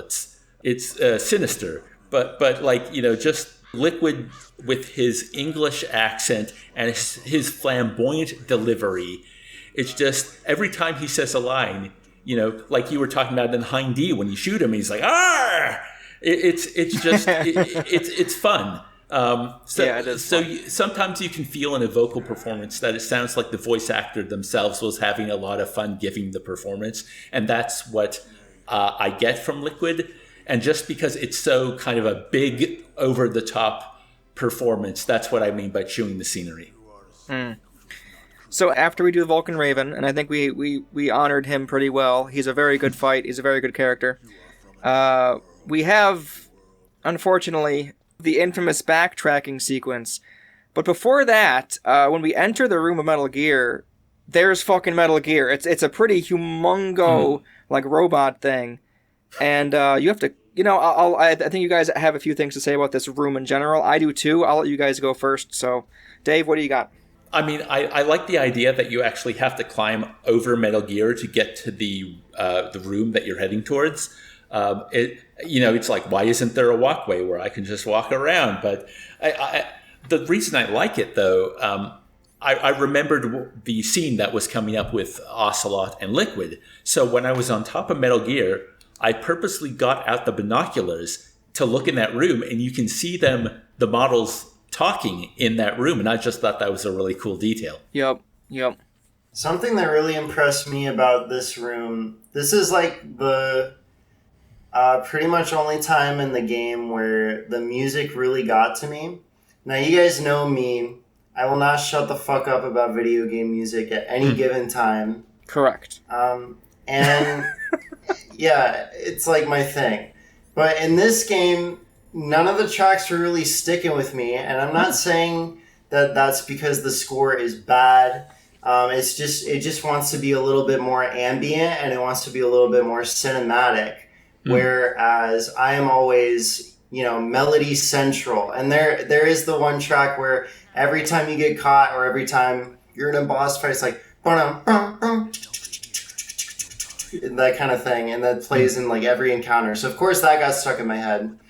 But here in this room, they have this weird like choir synth, this thick like male choir singer synth while you climb up Metal Gear. And it's so thick and intimidating.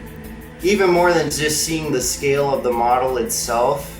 Like, it really just hit me with the, like, whoa. Like, we're in the presence of this,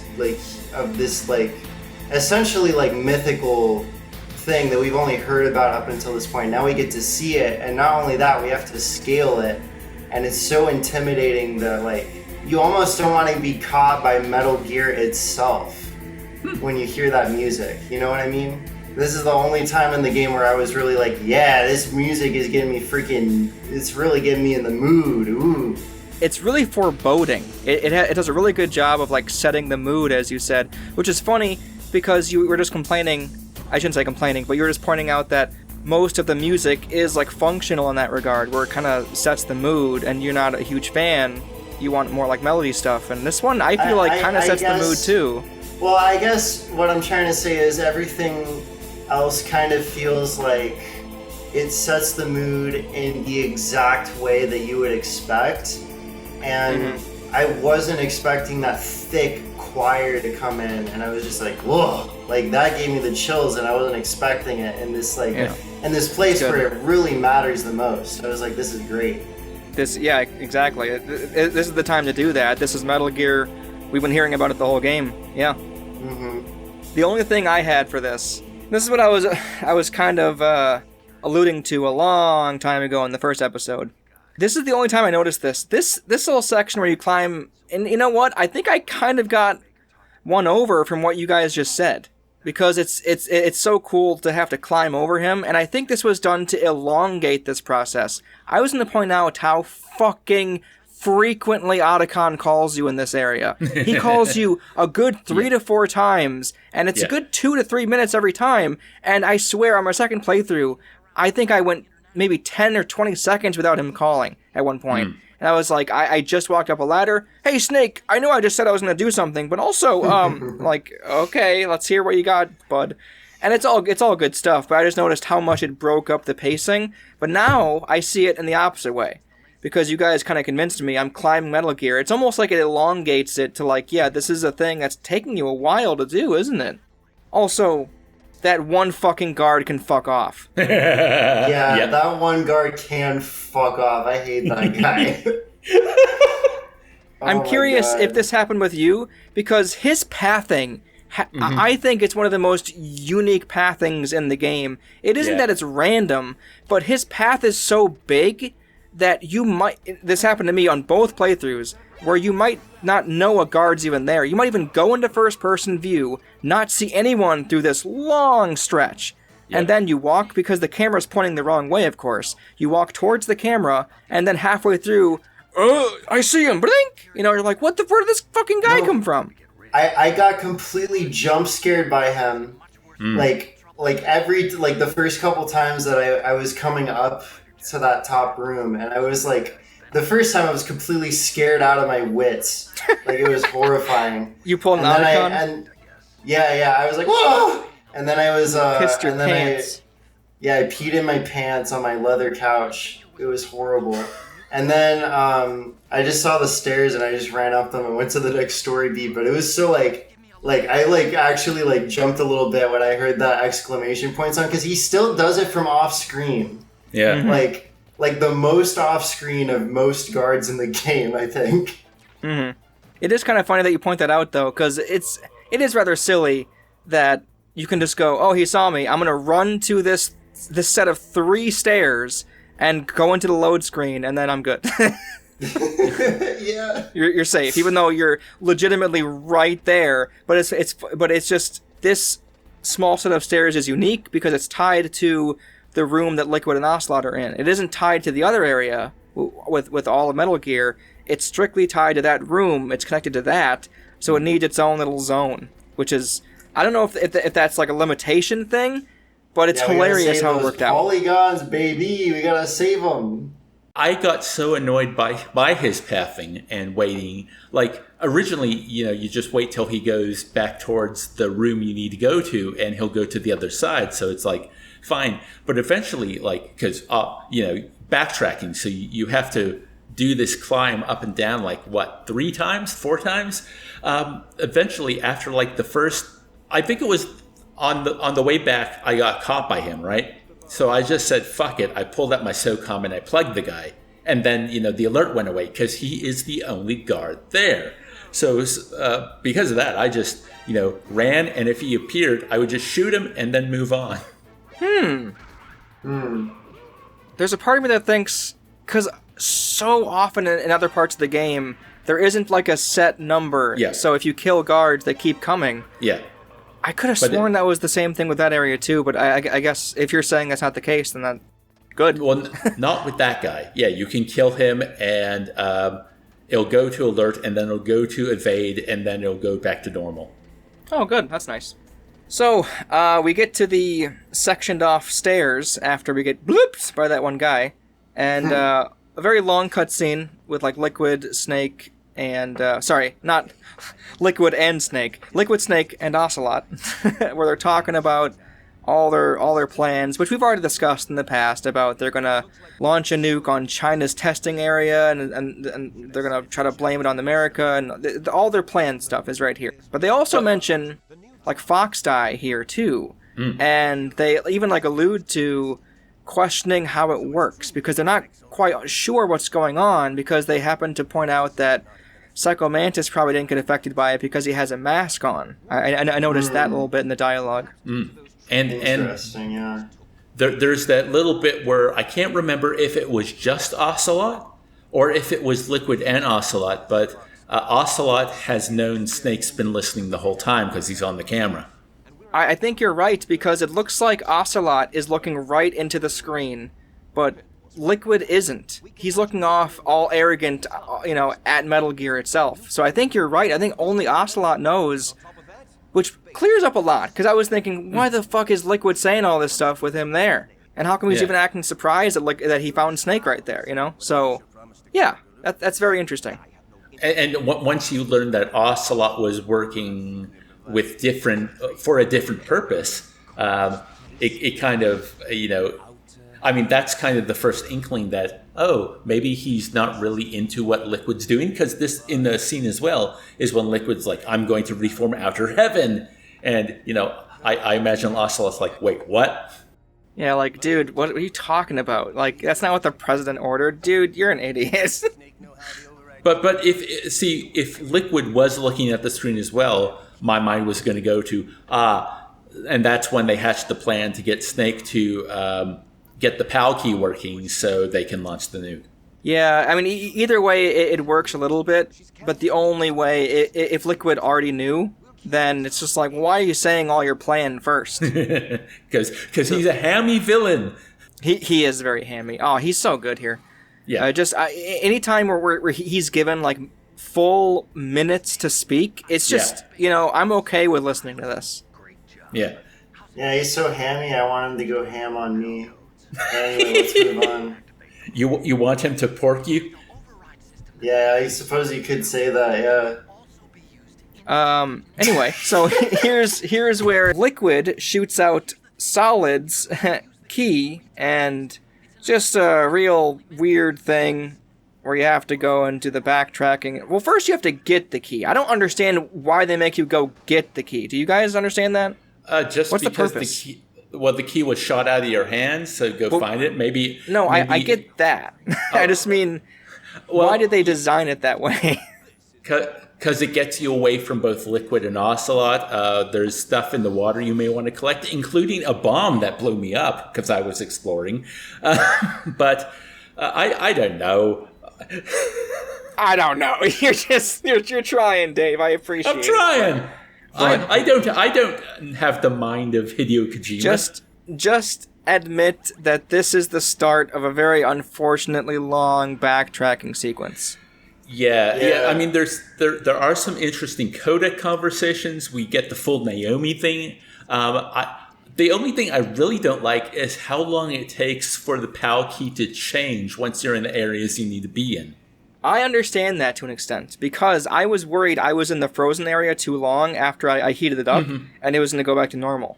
So I think I can get it for that way, because you do have to travel through the frozen area with the heated key. And I was like, I bet I'm taking too long on this. I don't want to go back and do this again. Yeah, and by the time you do that, there are now guards in the Vulcan Raven room. I think. What? Are you sure? I saw guards there, at least on like one of the trips. I think it's on the heated key one. I completely ignored the guards that show up in the freezer like every time, and I never had any issues. Oh, same. Yeah. But it's just the fact they're there. And it's like, Yeah. That's adorable. I just realized because I did 2 playthroughs, and you guys combined have 2 playthroughs. So in all 4 of our playthroughs, none of us engaged with those extra enemies. So why even bother? Right. Because they're so easy to avoid anyway, so it's just like, what? In fact, they weren't even a blip on my radar, except they were on the Soliton radar. Besides that, I didn't even think about them. I just went, whatever, let's go. And I just avoided them almost by accident. Yeah. With the shape memory alloy and this whole little section, you gotta go back to the fire temple, you gotta go back to the ice cavern. I genuinely think it would have been better to make it more video gamey and have like a little module that like just transforms the key automatically, because having to stand around in these areas just fucking blows. I'm not a fan. I don't recall having to stand around too long, so I guess it didn't hit me. I remember on the first playthrough, I was so in love with this, because I was like, no way. Are they really gonna... No, because I was thinking almost like what Drew was saying, like there's gonna be a thing where you put it in and it does a little... and then it's like, here's the key. But no, the fuckers did it. They're like, shape memory alloy key, Snake. It changes shape on the temperature. You already have the 3 keys. That's Snake. a great impression. Snake. That's actually a really good voice impression. I like it a lot. Oh, thank you. When we get to the ending, we're gonna have to do a little riff with my Snake and your Otacon. It'll be good. I don't want to do anything with your Snake, my guy. I'm sorry. With my solid Snake and your Hal Emmerich. No, I do like it's serviceable, right? But having to stand around in these temperature rooms, I don't know. It just didn't do it for me. I would have preferred Snake have to put the key into a thing. I'm going to be real. I like my video gamey crap. I would rather have to search for something and get true new content out of these old areas than just have to walk into a room and stand there for 30 seconds and then leave. I will say, on the second playthrough, it did force me to go back and like, oh right, this area, and that's how I was able to get the body armor, which helped tremendously in the final fight. So now that we discussed the backtracking, I think we're all good to finally get to the ending, right? Metal Gear? I think so. Metal Gear. Metal Gear. So we put the keys in, bloop, bloop, bloop, chicka, chicka, chick, exactly what Drew wanted, bloop, bloop, bloop, chippa, chippa, goop, and then they go, bloop, bloop, bloop, Snake, memory alloy, you did it. But guess what, guys? That's what Liquid wanted all along. He wanted Snake to do it. How's that That's for a so little... true. Gotcha. That helicopter fight, I was just mad, bro.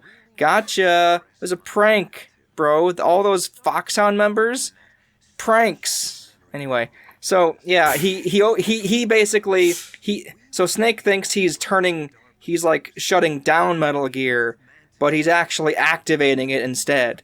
And then when he activates it, right, to literally twist the key, I think. Jesus. So it's quite the twist moment, as you pointed out, and I talked over you because I'm the host.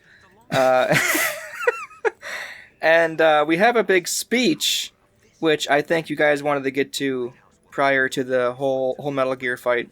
Well, I mean, he has a speech before, like, every segment of his fight. I think also once you put the keys in, that's when the Master Miller reveal happens. But then he runs by you and you run out, and it's the whole les enfants terribles. I butchered that, but the whole... Way better than we probably could have done it. Jeez, that was good. The Genetic Sons of Big Boss program, where they did all this genetic research by putting the genes of the greatest living soldier inside a bunch of babies, and a lot of them didn't work out, or a lot of them went insane, and the only survivors are Liquid and Snake. And I don't know if it was in this part or the one before the next fight where he talks about, I've been in your shadow. You got the dominant genes. Well, I've had the recessive genes. I love that delivery. I love how he basically comes in and when he starts talking about his obsession with getting the recessive versus the dominant, he truly does come off like an incel there. Like he comes in. He's like, you see, dear brother, I was browsing r/brain cell and I learned that you are a red-pilled alpha sigma and I am a sub-beta 8 male who took the black pill. This is why I resent you. And that sort of thing. And I'm just like, bro, oh my god. You know what was really funny talking about this monologue? Is I was really impressed. I just got in the group chat real quick in the middle of the cutscene and I was like, oh yeah, all this pregnancy stuff is crazy. Him talking about what happened in the womb and the genetic engineering, and then Dorkax, because he was talking for 10 minutes about being in the womb, and Dorkax was like, pregnancy stuff. I must have missed something. Well, I guess I can't remember the pregnancy stuff either because I guess I was focused on the genetic engineering stuff. No, I was just saying because literally for there to be genetic engineering in the womb, somebody had to be pregnant. Hang on, I'll defend myself here because I would not. I remember everything that you said. But in my brain, I don't categorize it as the pregnancy thing. I categorize it as Liquid being obsessed with the gene stuff.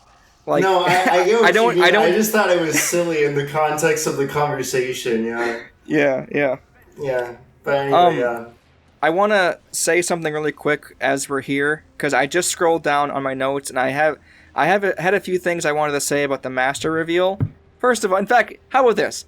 This little moment is for us, because I got to talk about this with you guys. Okay. And you can keep it in if it's good enough, So, when, the Master, when he first does, the reveal with Naomi, he's like, Campbell, she's been undercover the whole time. Place her under arrest. I'm like, man, who the fuck are you to tell this colonel what to do? Yeah, that's the first one. The second one is when Master Snake has his reveal. Master Snake. When Master has the reveal that he's actually Liquid Snake. You know what the first line he says after the reveal is set in stone? Snake, did you like my sunglasses? That is such a good line. It was so fucking fire. I wrote it down immediately, as fast as you wrote down the pregnancy thing, Drew. It was so fucking amazing. I will say, though, too, now, I think all of us have gone to college at least a little bit, right? Mm-hmm. Oh, yeah, I went to college. Let's just say that. Think back to your science classes. Is this how dominant and recessive genes works? Well, I had an arts degree, so I didn't take any science classes, but I did take biology in high school. Same. From my understanding is that dominant and recessive is just hey, like the dominant genes are more likely, and like the recessive ones are less likely. It doesn't mean anything that here's a good one, here's a bad one. I feel like that's right. Well, because it's like you do the Punnett square, and it's like everything's got more or less like a 25% chance of happening. I was literally thinking about like the 4 square thing. I'm glad you brought that up. That's in my brain. I was thinking, because I remember like having the discussion when it comes to like red hair, where it's like, oh, you know, with the whole like recessive and like dominant gene, and I was like, dominant doesn't just mean, you know, like dominant in like American speak, like I'm the dominant alpha male. No, it just means you just got the more likely genes, bruh. And I guess that makes Liquid even sadder because he's so obsessed with this thing that isn't true. We find out in the post-credits scene, but also that it's not even like scientifically accurate. No, he's just kind of dumb. But we have to wonder though, is this just like a translation? And like, I wouldn't even say translation issue from the people who translated the game, but is this just like a small misunderstanding from Kojima or like Konami themselves, you know? Well, look, the way I'm going to put it is they've genetically engineered super soldiers. This is a work of fiction. Maybe dominant and recessive works this way in this world. Fair enough. Yeah, it really does just serve more of a thematic character purpose. And, you know, even if some character like Snake was like, bruh, just look at the fucking Punnett square. It's literally fine. Like, it just serves to show that would be really like, it would be really fucking funny. But it does go to show that this is Liquid's obsession. This is what he attributes, like, his issues and why he wants his revenge. And that's what makes him, like, a tragic villain. Yeah, almost like Naomi living with this stupid purpose, you know, that's just gonna end in ruin and, like, suffering, whereas you could just live your life. Wow, it's kind of funny how much, like, Naomi and Liquid Snake have the same exact stuff going on. And in fact, I have a note here, too, that kind of, you know, like, talks about it. I say, Liquid says Naomi is driven by petty revenge, and he kind of scoffs at it. And then I was thinking immediately, well, so are you. And then, you know, like, literally. Solid Snake goes, yeah, aren't you, too? He said something like that. And then he goes, ah! And he just starts to fight or something. Yeah. It's pretty great. Yeah. So in like one, you know, we have a redemption, kinda, you know, like with Naomi, and in one we have, you know, the tragic, as you said, Drew, the tragic downfall of this absolute, you know, like scientifically illiterate goober guy who has a great accent. Exactly. Who apparently, like, we only get a small snippet of his past, but apparently he spent most of his life being a pretty exceptional soldier too. Yeah, so it's just like, oh, the other Snake, I don't know, he's better. I just know it. Like, dude, you're both good. Just chill out. You're both insanely hot and ripped. Like, get over it. Listen, Mommy loves you both equally. Isn't Mommy dead? Isn't that the whole point? Boy, I thought that would hit. I don't want an actual discussion off that. I just thought that would be a fun thing to joke about. Well, also... Speaking of joking, like, I know the answer to this because they didn't grow up in the same place or they didn't have to, but it's like, yeah, why is one brother American and the other British? Oh, yeah, that's true. Because it's funny. Also... I mean, I would still argue accents aren't inherently a thing. You know, you have to... accents are your environment. Mm-hmm. Yeah, the British villain is an American staple. Like, I wonder what accent or what Liquid's voice is like in Japanese. Probably Japanese. Is that dumb to say? No, it's funny. It's funny, but what I mean is, like, will it be a specific region that, like, they code their villains coming from here? Will it be like China or Korea or, you know, someplace else where they go, these people are villains, you know? I get what you're saying. That's kind of cool then. Or it's racist. I don't know which one. A little bit of both. So we have Metal Gear Rex as our penultimate boss fight. It should be the penultimate boss fight, but we have Liquid and Jeep. Liquid and Jeep. I love how I wrote that. So,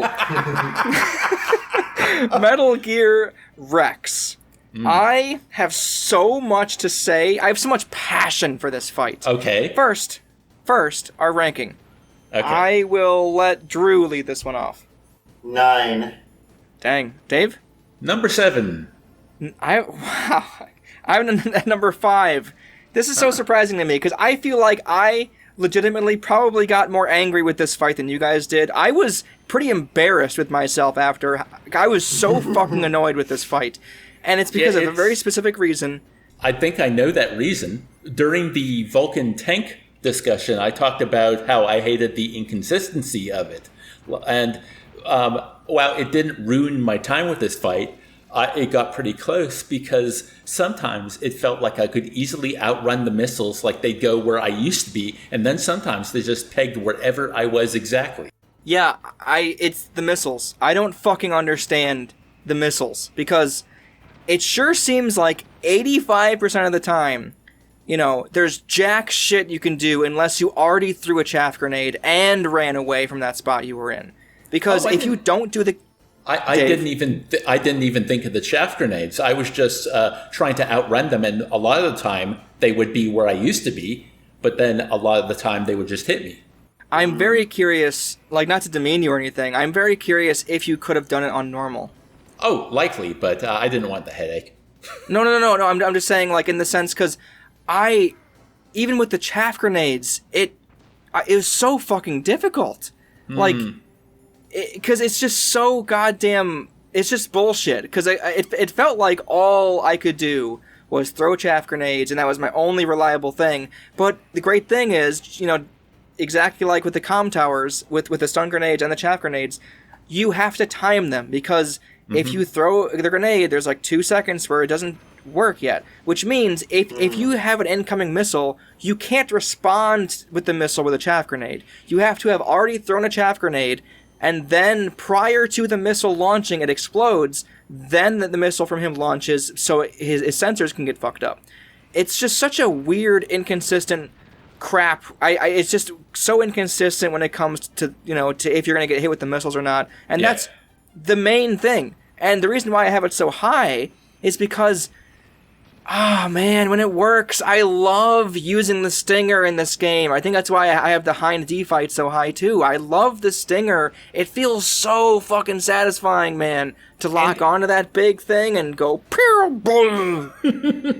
Also, a lot of little things, I wonder if the missiles have to do with distance, because I think I had a better shot at avoiding them when I was nearer to his legs. And, if you run in between the legs, he breaks out the machine gun, but you can avoid that pretty well. I also love, if you're too near the legs, Metal Gear Rex will actually step up and try and stomp you, and then he drags the foot along like he's, trying to get dog poop off your shoe. And there's just a lot of, keeping close to this metal monstrosity. Trying to get him to turn around so he can hit the radar with the Stinger, and then of course the middle bit with Gray Fox sacrificing himself. That was pretty cool. He went squish. I hate that part because I failed in part 2 of this fight so many times, and you can't skip that cutscene.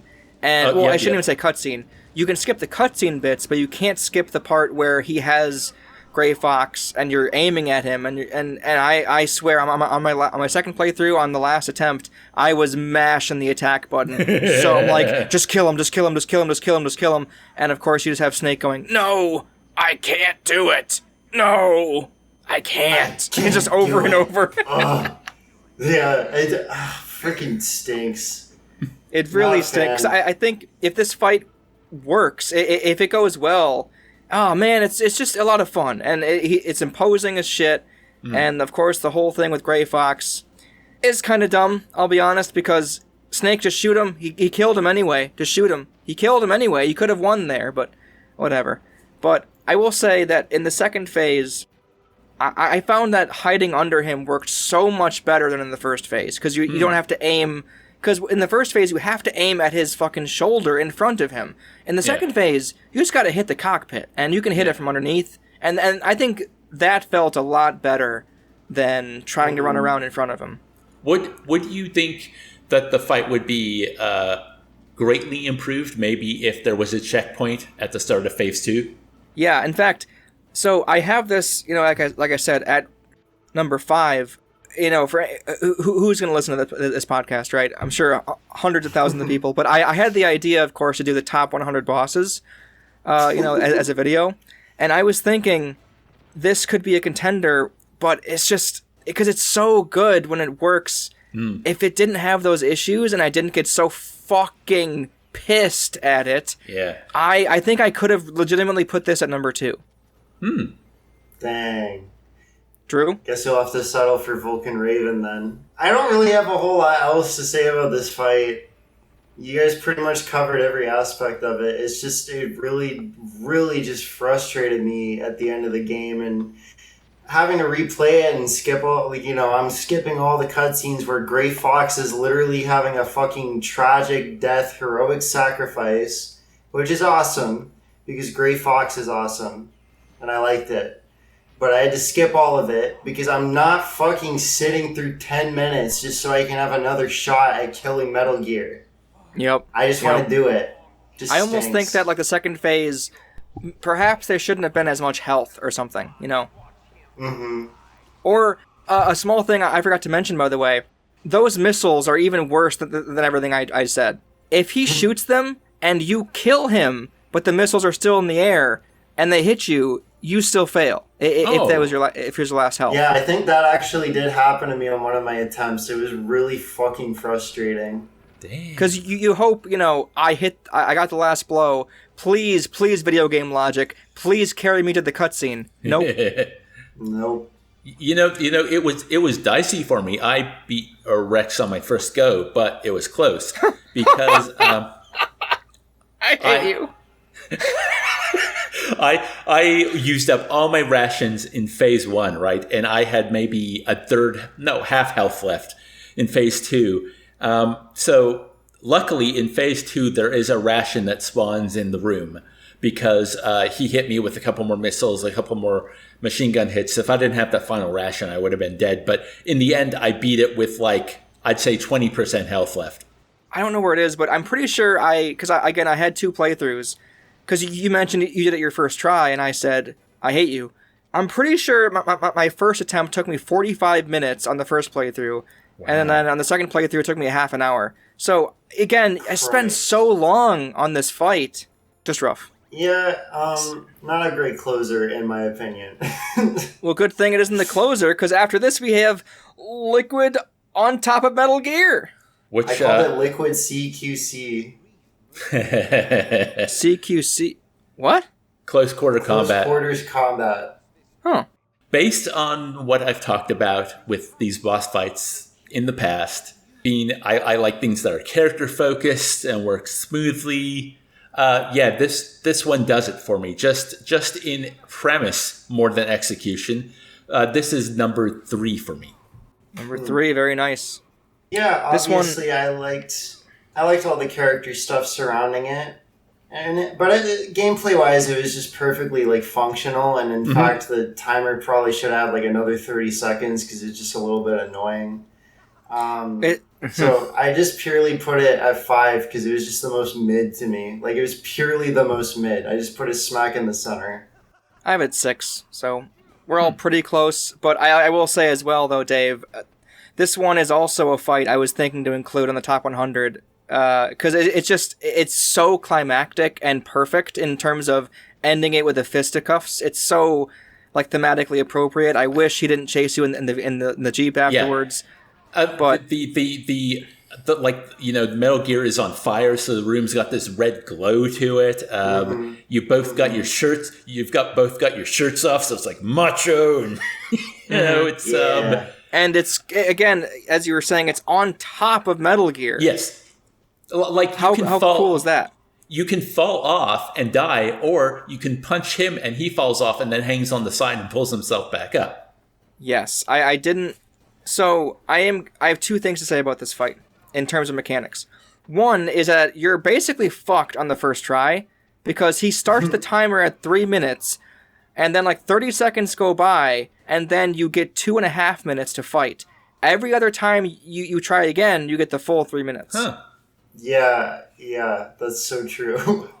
I forgot. I'm not sure if you happen to notice that, or did you also do this one on the first try, Dave? I did, but I will tell you there was like 10 seconds left when I won. Yep. I also learned that you could flip him. On the first playthrough, I was just doing the Gray Fox of like dodge him over here, then whap, whap, whap. And it worked out. After a while, he starts to get more aggressive and scary, of course, as the fight goes on. And this time, I'm like, oh, you can just flip him, and then that just primes you for a good 3-hit combo.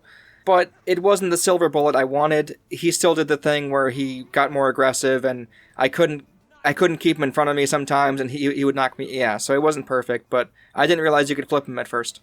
It's one of those, this is definitely a premise over execution, because just like the setup and what the fight represents. And I know, Drew, you probably wanted to rant a little more about his monologue before this fight. But yeah, he has another big one about genetics and woe is me and you got everything I wanted. And, all that great villain bullshit.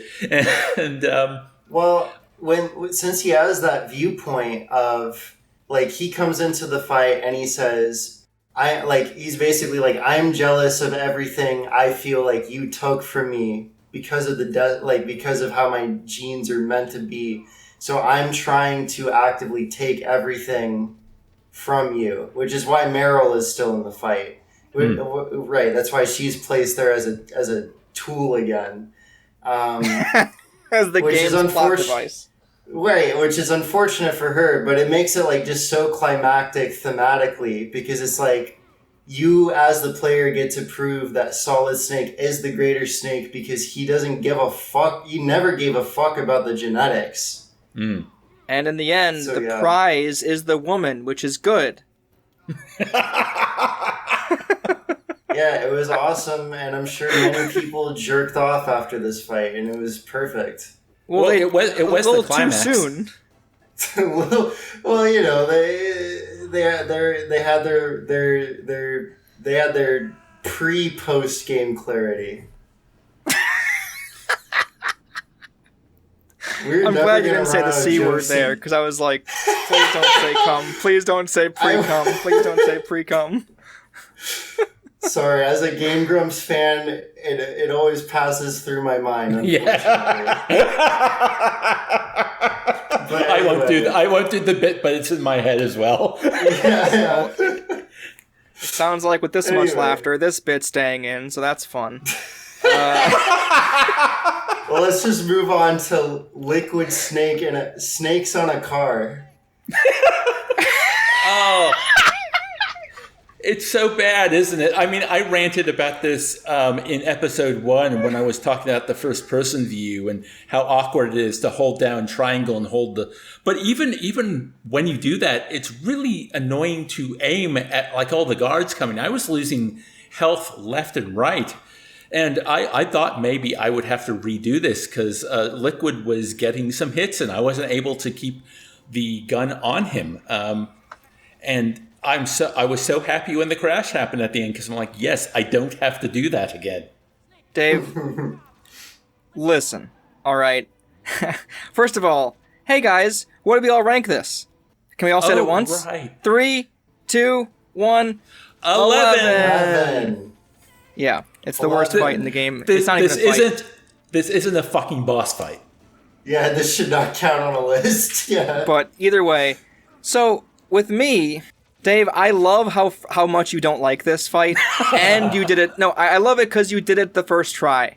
I want you to think of little old me here on my fucking 4th or 5th attempt after that fucking Metal Gear Rex fucking 4th or 5th attempt, and I'm just like, why can't the game be over? Dork, I have sympathy. Both my first and second playthrough of this game, I had to do multiple attempts at the car section because it's fucking stupid. Yeah, it's awful. And to me, it's not... I'm getting flashbacks here. It's not just the Liquid Snake part. To me, it's the part before it. Those guards are Yep. so fucking difficult to hit. Yep. And I think I finally figured out the strategy, and it actually paid off on the attempt that ended up working for me, which is just don't even try to be accurate. Because if you try to be accurate in terms of I have you, I'm gonna keep my aim steady, you're fucked. Because the aiming is so fucking whack in this game. Yep. What I found to kind of work, and you kind of touched on this, but I wasn't in first person mode on the second playthrough. At the end was just to kind of go back and forth, just go blah, like left right, left right, left right, left right, and that seemed to work for everything, even Liquid Snake. But if you didn't do that, because I was trying so goddamn hard to line up the shot, and the madmen fucking brought it back. They brought back the thing where when you get hit, your aim jerks everywhere. Yep. Why would that happen? It's not first person. Yeah, it's not a good set piece. And after, a very frustrating Metal Gear boss fight, and then like a perfectly fine little set piece where you just punch Liquid a bunch of times, it's like, can we just watch the ending and go home, Okay. But we gotta go through a little bit more. I am curious then, because I've seen a lot of people online say that it isn't great, but it is a good way. They're happy it's there because it's a good climax to the game, and you kind of have to end on like a high note, opposed to like the. I don't know if that's necessarily true. Shut up! Yeah, like you just blew up a giant fucking robot and punched your arch nemesis into the flames below. Like, can we just leave? Get real. Yeah, if you had to escape the facility, that could have been a cutscene.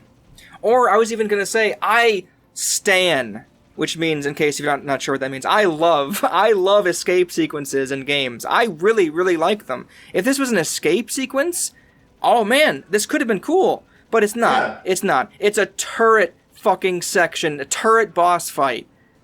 A bad one at that. Yeah. Yeah, if it was you just running out of the facility and it was just like very scripted and you just, whatever, you get through, the turret, not fun. Just not enjoyable at all. And I'm sorry, but Hal's cowardice gets a hold of him one last time because he stops for toll booths. Doesn't need to do that. Just go. Oh, right, because Hal was driving the Jeep in your game. Yeah, I had Meryl driving. Just drive through them, Meryl. Just drive through them. What are you doing? Yeah. Yeah, seriously. In fact, it'd be kind of funny. I mean, it'd be kind of cruel to program it this way. But perhaps as a reward, for completing the torture sequence, and as a reward for saving Meryl chooses to drive through those barricades, whereas Otacon is still like, and I think that'd be kind of a fun little that'd change. be great. Yeah, but and you know what you could even do? You know what you could even do if you just... Because I think either way, you just don't need to be having the Jeep stop. Here's what you do, is you have the camera jerk forward. You have it pan flash forward up to the toll booth, right? And the guards get out and they're like, I'm on the ready, I've got them in my sights. And it's still in the cutscene, the Jeep just plows through them and you just keep driving through. And that would be funny. That'd be a good subversion. Yeah, that would be awesome. I don't know if I just don't like the set piece. Or if you still had, like, some of your equipment and you could fire a stinger at them in first person or something. Just because it's not good, and I don't really enjoy people defending it because I think they're jerking off Kojima a little more than Drew is sometimes. That was literally just a reference to what you said in the first. You know what? I'll cut that. Well, I was gonna say you set me up again. You set me up again because I got a good punchline. Oh, okay. Honestly, I'm not a huge fan of this end sequence, and it's really irritating how so many people constantly try to defend this because it's just not good. It comes off as them trying to jerk off Kojima more than Drew even does. Yeah, and the unfortunate thing about that is that they get more chances than I do because he hasn't texted in a while. Rough, Drew. That was so not worth it. That was just so not worth it. So we won't even add that. I'll tell you one thing that might have improved it, because there have been other games that end with like the escape. You're in the car with the turret. I can't think of games at the moment, but I swear I've played this set piece in other games, right? But in those games, maybe it was more because that was the game. It was like a turret game, but you could always shoot like the Jeeps or the cars and they would blow up. And that was always a great way to overcome trying to aim at all the people. Uncharted. Uncharted for sure. I'll just say, as like a final thing, like I said, I'd be comfortable with them slapping a timer on. I almost wonder if because they just used the whole timer gimmick, they didn't want to use a timer gimmick again. Because in Metroid, it feels great. Escape sequence, I'm all for it. So slap a timer on there and let me just, oh man, I gotta kill or run or something. Anyway, let's move on. I'm very tired of this fucking It's Liquid been in 15 hours. Yeah. No, I just mean I'm tired of thinking about Liquid in his Jeep going, nah, every time you shoot him, and it's just, fuck off, man. I killed you in the helicopter, I killed you in Metal Gear, I killed you on Metal Gear, and now you're still putting up a fucking fight? Why? It's like Austin Powers. Why won't you die? Oh, and here's something, actually, it just dawned on me. Like, the punching him off Metal Gear, great climactic sequence, great way to end that rivalry. The Jeep lessens that, and then when you think about it, Snake doesn't get to kill Liquid at all. It's the fucking Fox Die virus. I kind of like that, I won't lie. I mean, I love it. I think it's cool because his genes do end up killing him, but I don't know. That is ironic, yeah. Here's what's great about it, right? Is that clearly him not dying shows that him and Solid Snake are so equally matched. But because he has fallen for the obviously the thematic fallacy that what's in your genes is your destiny, that's why the Fox Die ultimately is what ends up taking him out. Yeah. Obviously no, but also obviously yeah, in terms of like writing and like dramatic irony, yes, that's on the head, that's perfect, that's great. I think even if that wasn't the case though, him like dying right in front of Snake because of the Fox Die just puts that in our brain again of like, yep, this could be Snake, this could be our Snake at any moment. Like it's a instant reminder that this Fox Die is still a threat. It's gonna come for you, which of course like leads into the whole, well, Naomi, can you please give me a little like philosophical lecture, please? Naomi, just in case wait, hang on. Yeah, Naomi, just in case the folks at home aren't really getting it, can you just take it home for us? We mustn't let our genes be our destiny. Oh, that's actually really good. Yeah. That's actually really good. That was great. Wow, of course you have the Hal and Dave. That's funny. My real name is David, Otacon. I'm Hal, Dave. Oh, that's right. Hal. Hal and Dave. That's a good one. Maybe we should take a trip to Jupiter. It's so stupid. It's so dumb. It is. They need to take a nap if they think that shit's funny. Well, it's the exact kind of thing that you'd see at the end of a sitcom in the 80s where they'd say, Hal and Dave, they'd laugh, the screen would freeze, the laugh track would happen, and then the credits would just roll up. And then the saxophone comes in, it's like... Yep. We should preface a little bit what we're talking about. So basically, there's two endings.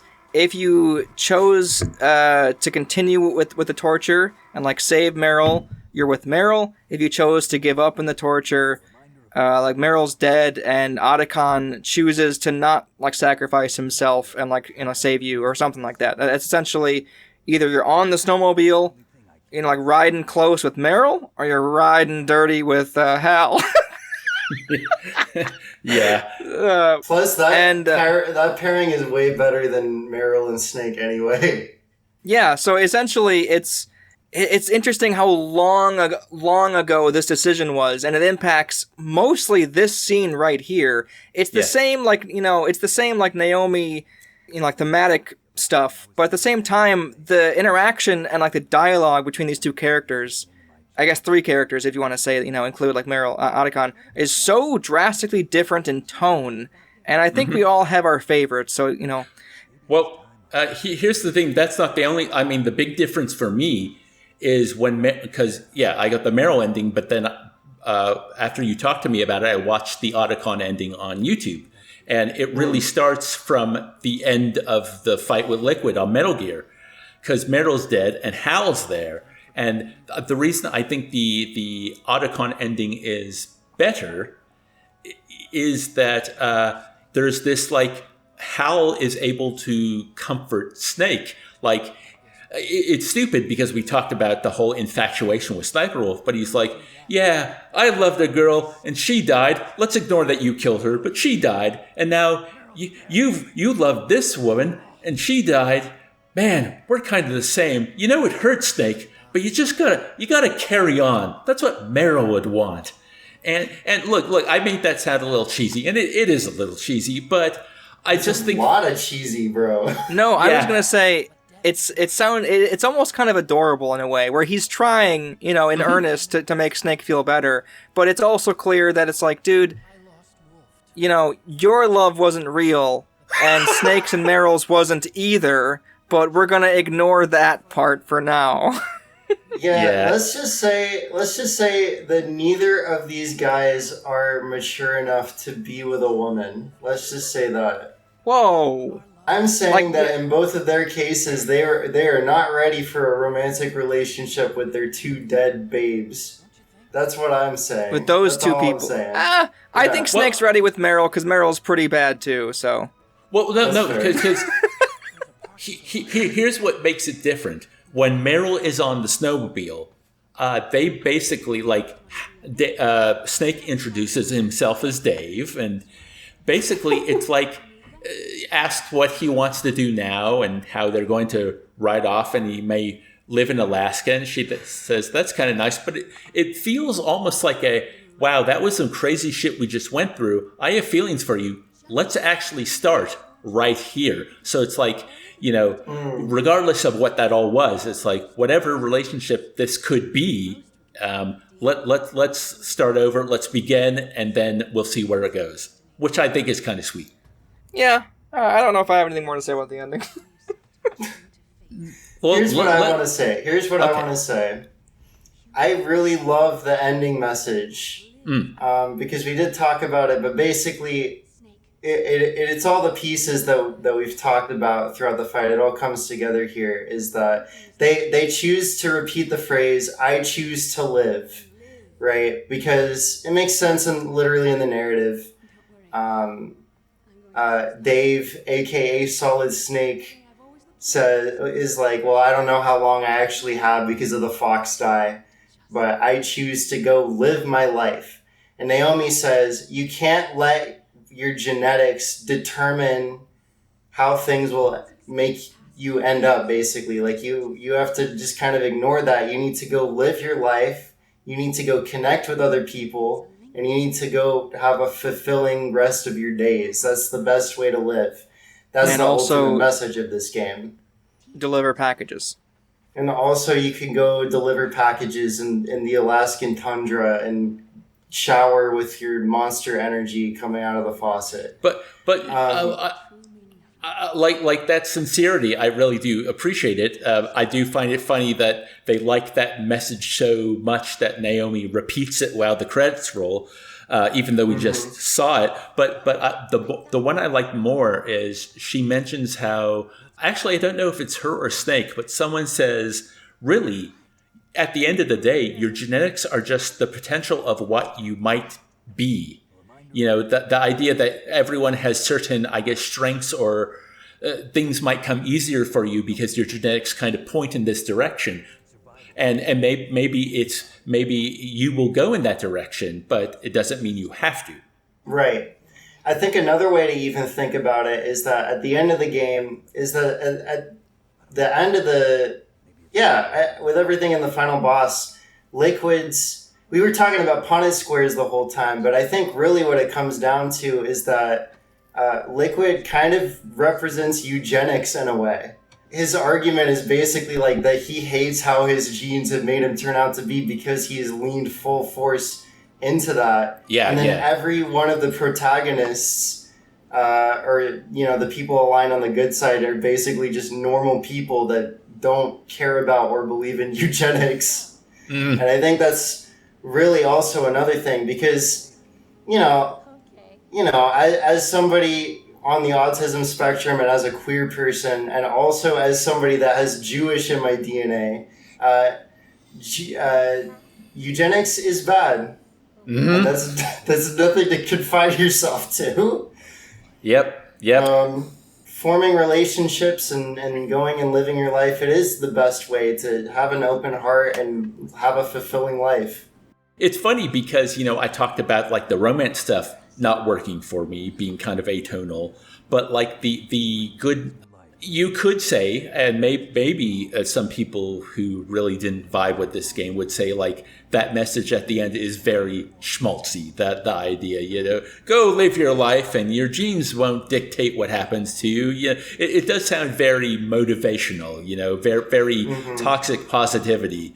But that, I don't know, maybe because there was such earnestness behind it, whereas I didn't feel the sincerity in the romance. Yeah, I fully bought into that message, and the ending was very sweet and powerful because of that for me. But then, of course, I'm joking here when I say it, but my favorite part of the game is the after credit sequence. Dave, yeah, I totally vibe with what you just said. Because, yeah, I totally think the romance thing didn't hit its mark because it didn't seem very sincere. But the whole message at the end, it did. And that's kind of why a lot of stuff with Kojima's stuff hits really well. Because you can tell, sure, he has some crazy stuff, but like the stuff that hits, I think he genuinely wants to talk about the nuclear, stuff when all that was going on in the history lessons. I think he wanted to say something there, and I think he wanted to say something with this too. It's just when you can tell that, the people behind it are like, yeah, here's the message, but I really do mean it. I feel like you can kind of accept things being a little cheesier than other pieces of media. And you can forgive the bits that don't work when you have a piece of art that you feel is like an earnest expression of the person who made it. Yep. Yeah, I think the main thing is like even if because this game is full of cliches. Like every written work is full of cliches because that's a shorthand of ideas, right? Yep. So even though the action movie romance comes across as insincere, the choosing to live message about genetics is like genuinely very sincere and very profound in a way. And so that's what really makes it all come together, and you don't even care about like the corny stuff that doesn't really work that well. Or Meryl's ass. I never cared about Meryl's ass. It's 3 polygons. There are people that will. And if Meryl comes back, I'm sure there will be more ass to care about, so maybe I'll come around. There's going to be more ass regardless if Meryl's there. I know MGS. I know some of the boss fights later on in the series. And I guess also, in context, the idea of being a 15-year-old boy in 1998 playing this, it might have hit the right notes. Hell yeah. Yeah. Now, Dave, I think when we said we were going to rank the bosses and stuff, I think Dave might have thrown out that he might say, wouldn't it be fun to give a little number rating? So I did write a little blurb. I don't know if you guys actually went through with it, but I actually did write a little number blurb. But before we do this, I think that should be the last thing we do. I really want to talk about the post-credit sequence. Go for it. Okay. So getting to the post-credit sequence, I'm taking over the hosting duties from Dork. He's gone. Let's talk. Now, We talked about like the cheesiness. This post-credit sequence is very cheesy, but I love it so much. One, it's more Ocelot, so I love it there, because we don't know what happened to Ocelot. Obviously, he survived. He talks about, he drops a bomb that the guy who thought he had the recessive genes was actually the one with the dominant genes. So, that paints Liquid as even more of a tragic figure because he was lied to his whole life and he actually had the better genes and Snake still fucking won. He also mentions that there is... he says, yes, they don't know you're the other brother, Solidus. So there is another brother out there. So that's like foreshadowing. And then he ends with the beautiful Mr. President, which is, it's so good. Yes, thank you. Goodbye, Mr. President. God, it really feels like Kojima was like, let's get like 3 last twists in there. And he was like, there it is. Also, when he says Mr. President, there's that music sting as well. It's just, You're just like, whoa! Yeah. You know what that music sting weirdly reminded me of for some reason? What? You know when Evangelion, when they're having those tense scenes and there's that weird music track that's like, burr, burr, burr, burr. I don't know why, but that kind of reminded me of that. Huh. And actually, just because you brought up music, there was that really beautiful song with the female vocalist in the credits, which I mean, I wouldn't call it phenomenal, but I really enjoyed it. It made the credit sequence a little more pleasant to listen to, including all like the footage they took when they went to Alaska as like for research. Mm-hmm. For some reason that just kind of sparked something in me just now. I think all of us have heard of the game Devil's Third. Yes, I have. I know you were talking about earlier in the first episode how like this game did a whole bunch of cast of character boss fights thing, and like the end credits you just talked about having having the female singer. Wow, I just realized how much Devil's Third is clearly trying to be MGS in a lot of ways because they have the huge cast of characters that you're already familiar with that were also like a military group in the past. They were all like raised by this, soldier who's a lot older than they are, and he's like the head guy, and then you have to go against all of them in their own boss fights. And at the end, there's even like this, female like led crazy banger of a song. It's just wild to me how much that game is so rubbish in so many ways. I watched Matthew stream the whole thing. It's very funny. But at the same time, it's like, yeah, I think MGS is just, it's so solid. it's so Metal Gear Solid that it's almost like an archetype for like what to do, right? In fact, I'd even go as far as to say Dark Souls did this too, because how you were talking about how they set up the cast of character boss fights you'll see later on. That's the same thing in Dark Souls. They talk about all the huge ancient lord people or whatever it is, like I forget what they're called. But yeah, it's cool how much can be attributed back to Metal Gear Solid and what it did. And in that way, here's my ranking. You ready for it? Here's my score. We're going to rank them, folks. I'd say 9.4. Oh, we're doing it out of 10. Oh, do whatever you want. Okay. 9.4 out of 10, yeah. So this really hit you well. Oh yeah, it's really good game. I mean, sure, again, I'm able to appraise it in the sense that, for the time especially, but I think it gets, I feel like at the time, I would say like 9.8 to 10. It's that good with a few issues, but, of course, looking back 25 years later, like those cracks start to show a little bit more because we've seen so many other games, even the ones that came out around that time that we just have now got a chance to play when we're older, and we're kind of able to see what games could do and could be. But you can't deny a lot of what you've experienced, in the past 20 years in gaming. You can't deny that some of that wouldn't even be there if it wasn't for this game. It's very enjoyable, very flawed, but at the same time, it's easily in like the 9 range for me. Okay. Now, Drew, I don't know if you want to just speak off the cuff or read your prepared statement, but go for it. Yeah, I just wrote a little blurb. It overlaps quite a bit with Dork, but basically I said, as a story, I would give this game like a 9 out of 10.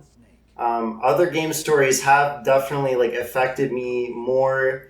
Like, for example, Final Fantasy 7 and 10, and those are great. But this is also pretty great with fun characters, great action, and it's got a phenomenal message that not a lot of other games touch on, which gives it like a plus. But as a game on the whole, I probably would have to give it like a 7 out of 10, because there were plenty of gameplay moments or objectives that really wore on my patience or made me actively frustrated. Yeah. But if we're just talking about the story, yeah, this is one of the all-time greats. Wow. Okay, well, for me, I tend to think of rankings in terms of like 5 stars, but I do half stars, so that kind of plays to the 10 scale. So yeah, I'd give Metal Gear Solid a 3 stars or a 6 out of 10. For me, I use the whole scale. I'm not doing like the IGN ranking where 6 means it's like the worst game ever. No, it's like 5 and above means I liked it. I think it's because, similar to what you said, Drew, is if we just talked about like stories and themes and characters, it would probably be, I'd say maybe around the 4.5 stars to me, the 8 to 9 range. 8 to 9 range, maybe 7 to 8. But yeah, the gameplay, I don't think it has aged well. This also could be because I have played the later entries, but also, we've all just played, action games in the AAA space in the last 20 years, and they've come so far. So yeah, I just had so much frustration with a lot of the way the game played. It just felt that most of the boss fights were great ideas, and I loved what they were and the ideas behind them and their voice actors and all that, but it just didn't. Yeah, like the execution was lacking. So it's like it's a game I really like, but it's got a lot bringing it down for me. I look upon it favorably, but I can't ignore the flaws. See, but it has the Vulcan Raven and Freezer fight. Like 11 out of 10. That's like I think with me, I wonder if I chose so high. Well, first I had to go first, so I wonder if I was worried you guys might go high and I might go low or something. No, I think I keep again. It's so interesting how I was frustrated with plenty of the game, as I've discussed, but it reminds me of my time with Shadow of Rome and the end boss fight with that, because I remember getting frustrated with those sections too, but I came away looking back fondly on it, and perhaps you could say that's like a warped perception, again, how we look back on like nostalgic, that the whole feeling like we talked about in the first episode, but there's just something about it that I just keep thinking back on MGS, and I think of the highs. I think of when the Stinger, connected with the Hind D, when it connected with the Metal Gear and his little shoulder, you designed it with a weakness? Yes, I did. Of course, I'm a what is he, otaku? I'm a weird guy. Of course I designed this impenetrable thing with a weakness for some reason. I think of the Vulcan Raven fight and how many options you can go with in the fight. I think of the sniper duel at its best, where it's like, wow, nothing I've played even scratches this itch. So it's just all the cool details I think of. There's just so much in this game that's just outstanding, that it's so easy for me to just go, oh yeah, I guess I didn't really like this part, or oh yeah, that was kind of annoying, or yeah, I suppose, this, it's so easy for me to look past all that and just go, oh man, but Vulcan Raven and the Freezer though? Oh, but fucking Master going, rats, Snake, I can tell you about him. Well, look, here's the thing as well, because of how publications have kind of trained us, people might be hearing 3 stars, 6 out of 10 and going, what the fuck, man? I thought you liked this game. This is my third or fourth time playing it through in like 20 years. I love this game. I love the series, man. It's that thing, and everything you've said, Dork. I'm like nodding. I'm like, yeah, I can see exactly where you're coming from. It's just, well, and that's the beauty. It all hits us differently, right? Mm-hmm. That's why it's so much fun that all three of us, are so like different in our ways and approach games differently. Because for example, if I had to do a podcast with myself, it wouldn't make any sense, first of all. But I don't think I would have touched on like the story stuff. I was really interested in hearing how much it hit you guys. So it's awesome to hear that. Or, for example, like the whole like Native American thing with Drew was really cool. Like the music cues I probably wouldn't have hit on, especially because I didn't even know about the all-guy choir thing in the Metal Gear room. That was cool to see even here just now. I really dig like the three-person vibe we have going because we all approach things differently. And you wouldn't have been put in your place about Mei Ling. That is so true. I wouldn't have. In fact, it would have been funny because I would have been like, I would have had the last word. I would have been the snarky one going, yeah, but none of her things actually are canonical, so she's kind of shitty. And then there would be no rebuttal. There would be no second opinion. I would have the last word. And instead... You just go, good one, Dork, moving on. Yeah, exactly. But instead, this keeps us honest, which is good. Yeah. Well, I hope... Actually, no, I won't pull hosting duties away from you, Dork. I was going to go wrap up. I thank you all for listening. We had fun and all that kind of stuff. Listen, if you guys made it this far through 2 parts of this and this giganto episode, and to hear me say this, you are a champion, like, unbelievable. Because I feel like our average watch time is not a lot. So thank you 1 or 2 people for sticking out this long. Hope you liked the episode. Hope you like and subscribe and whatever. I don't know what you say on podcasts. Dave, you take over. Okay. Well, yeah, no, we do thank you for listening. Hopefully it came through that we had a lot of fun. I mean, it's like fucking 5 hours on this one. Seriously. Drew's hanging on by a thread and he had coffee. Yeah. Literally. But I think it's a testament not only to how much we enjoy discussing games, even though this is our technically third episode. It's been a joy to talk about Metal Gear Solid. We all came away from it loving it, and we thank you for listening. We hope you enjoyed it. Please let us know what you thought in the comments if you've seen this on YouTube. If you're listening on the podcast app, you can come to any of our YouTube channels and tell us, or you can find out how to contact us. But before we go, we're just about to wrap up.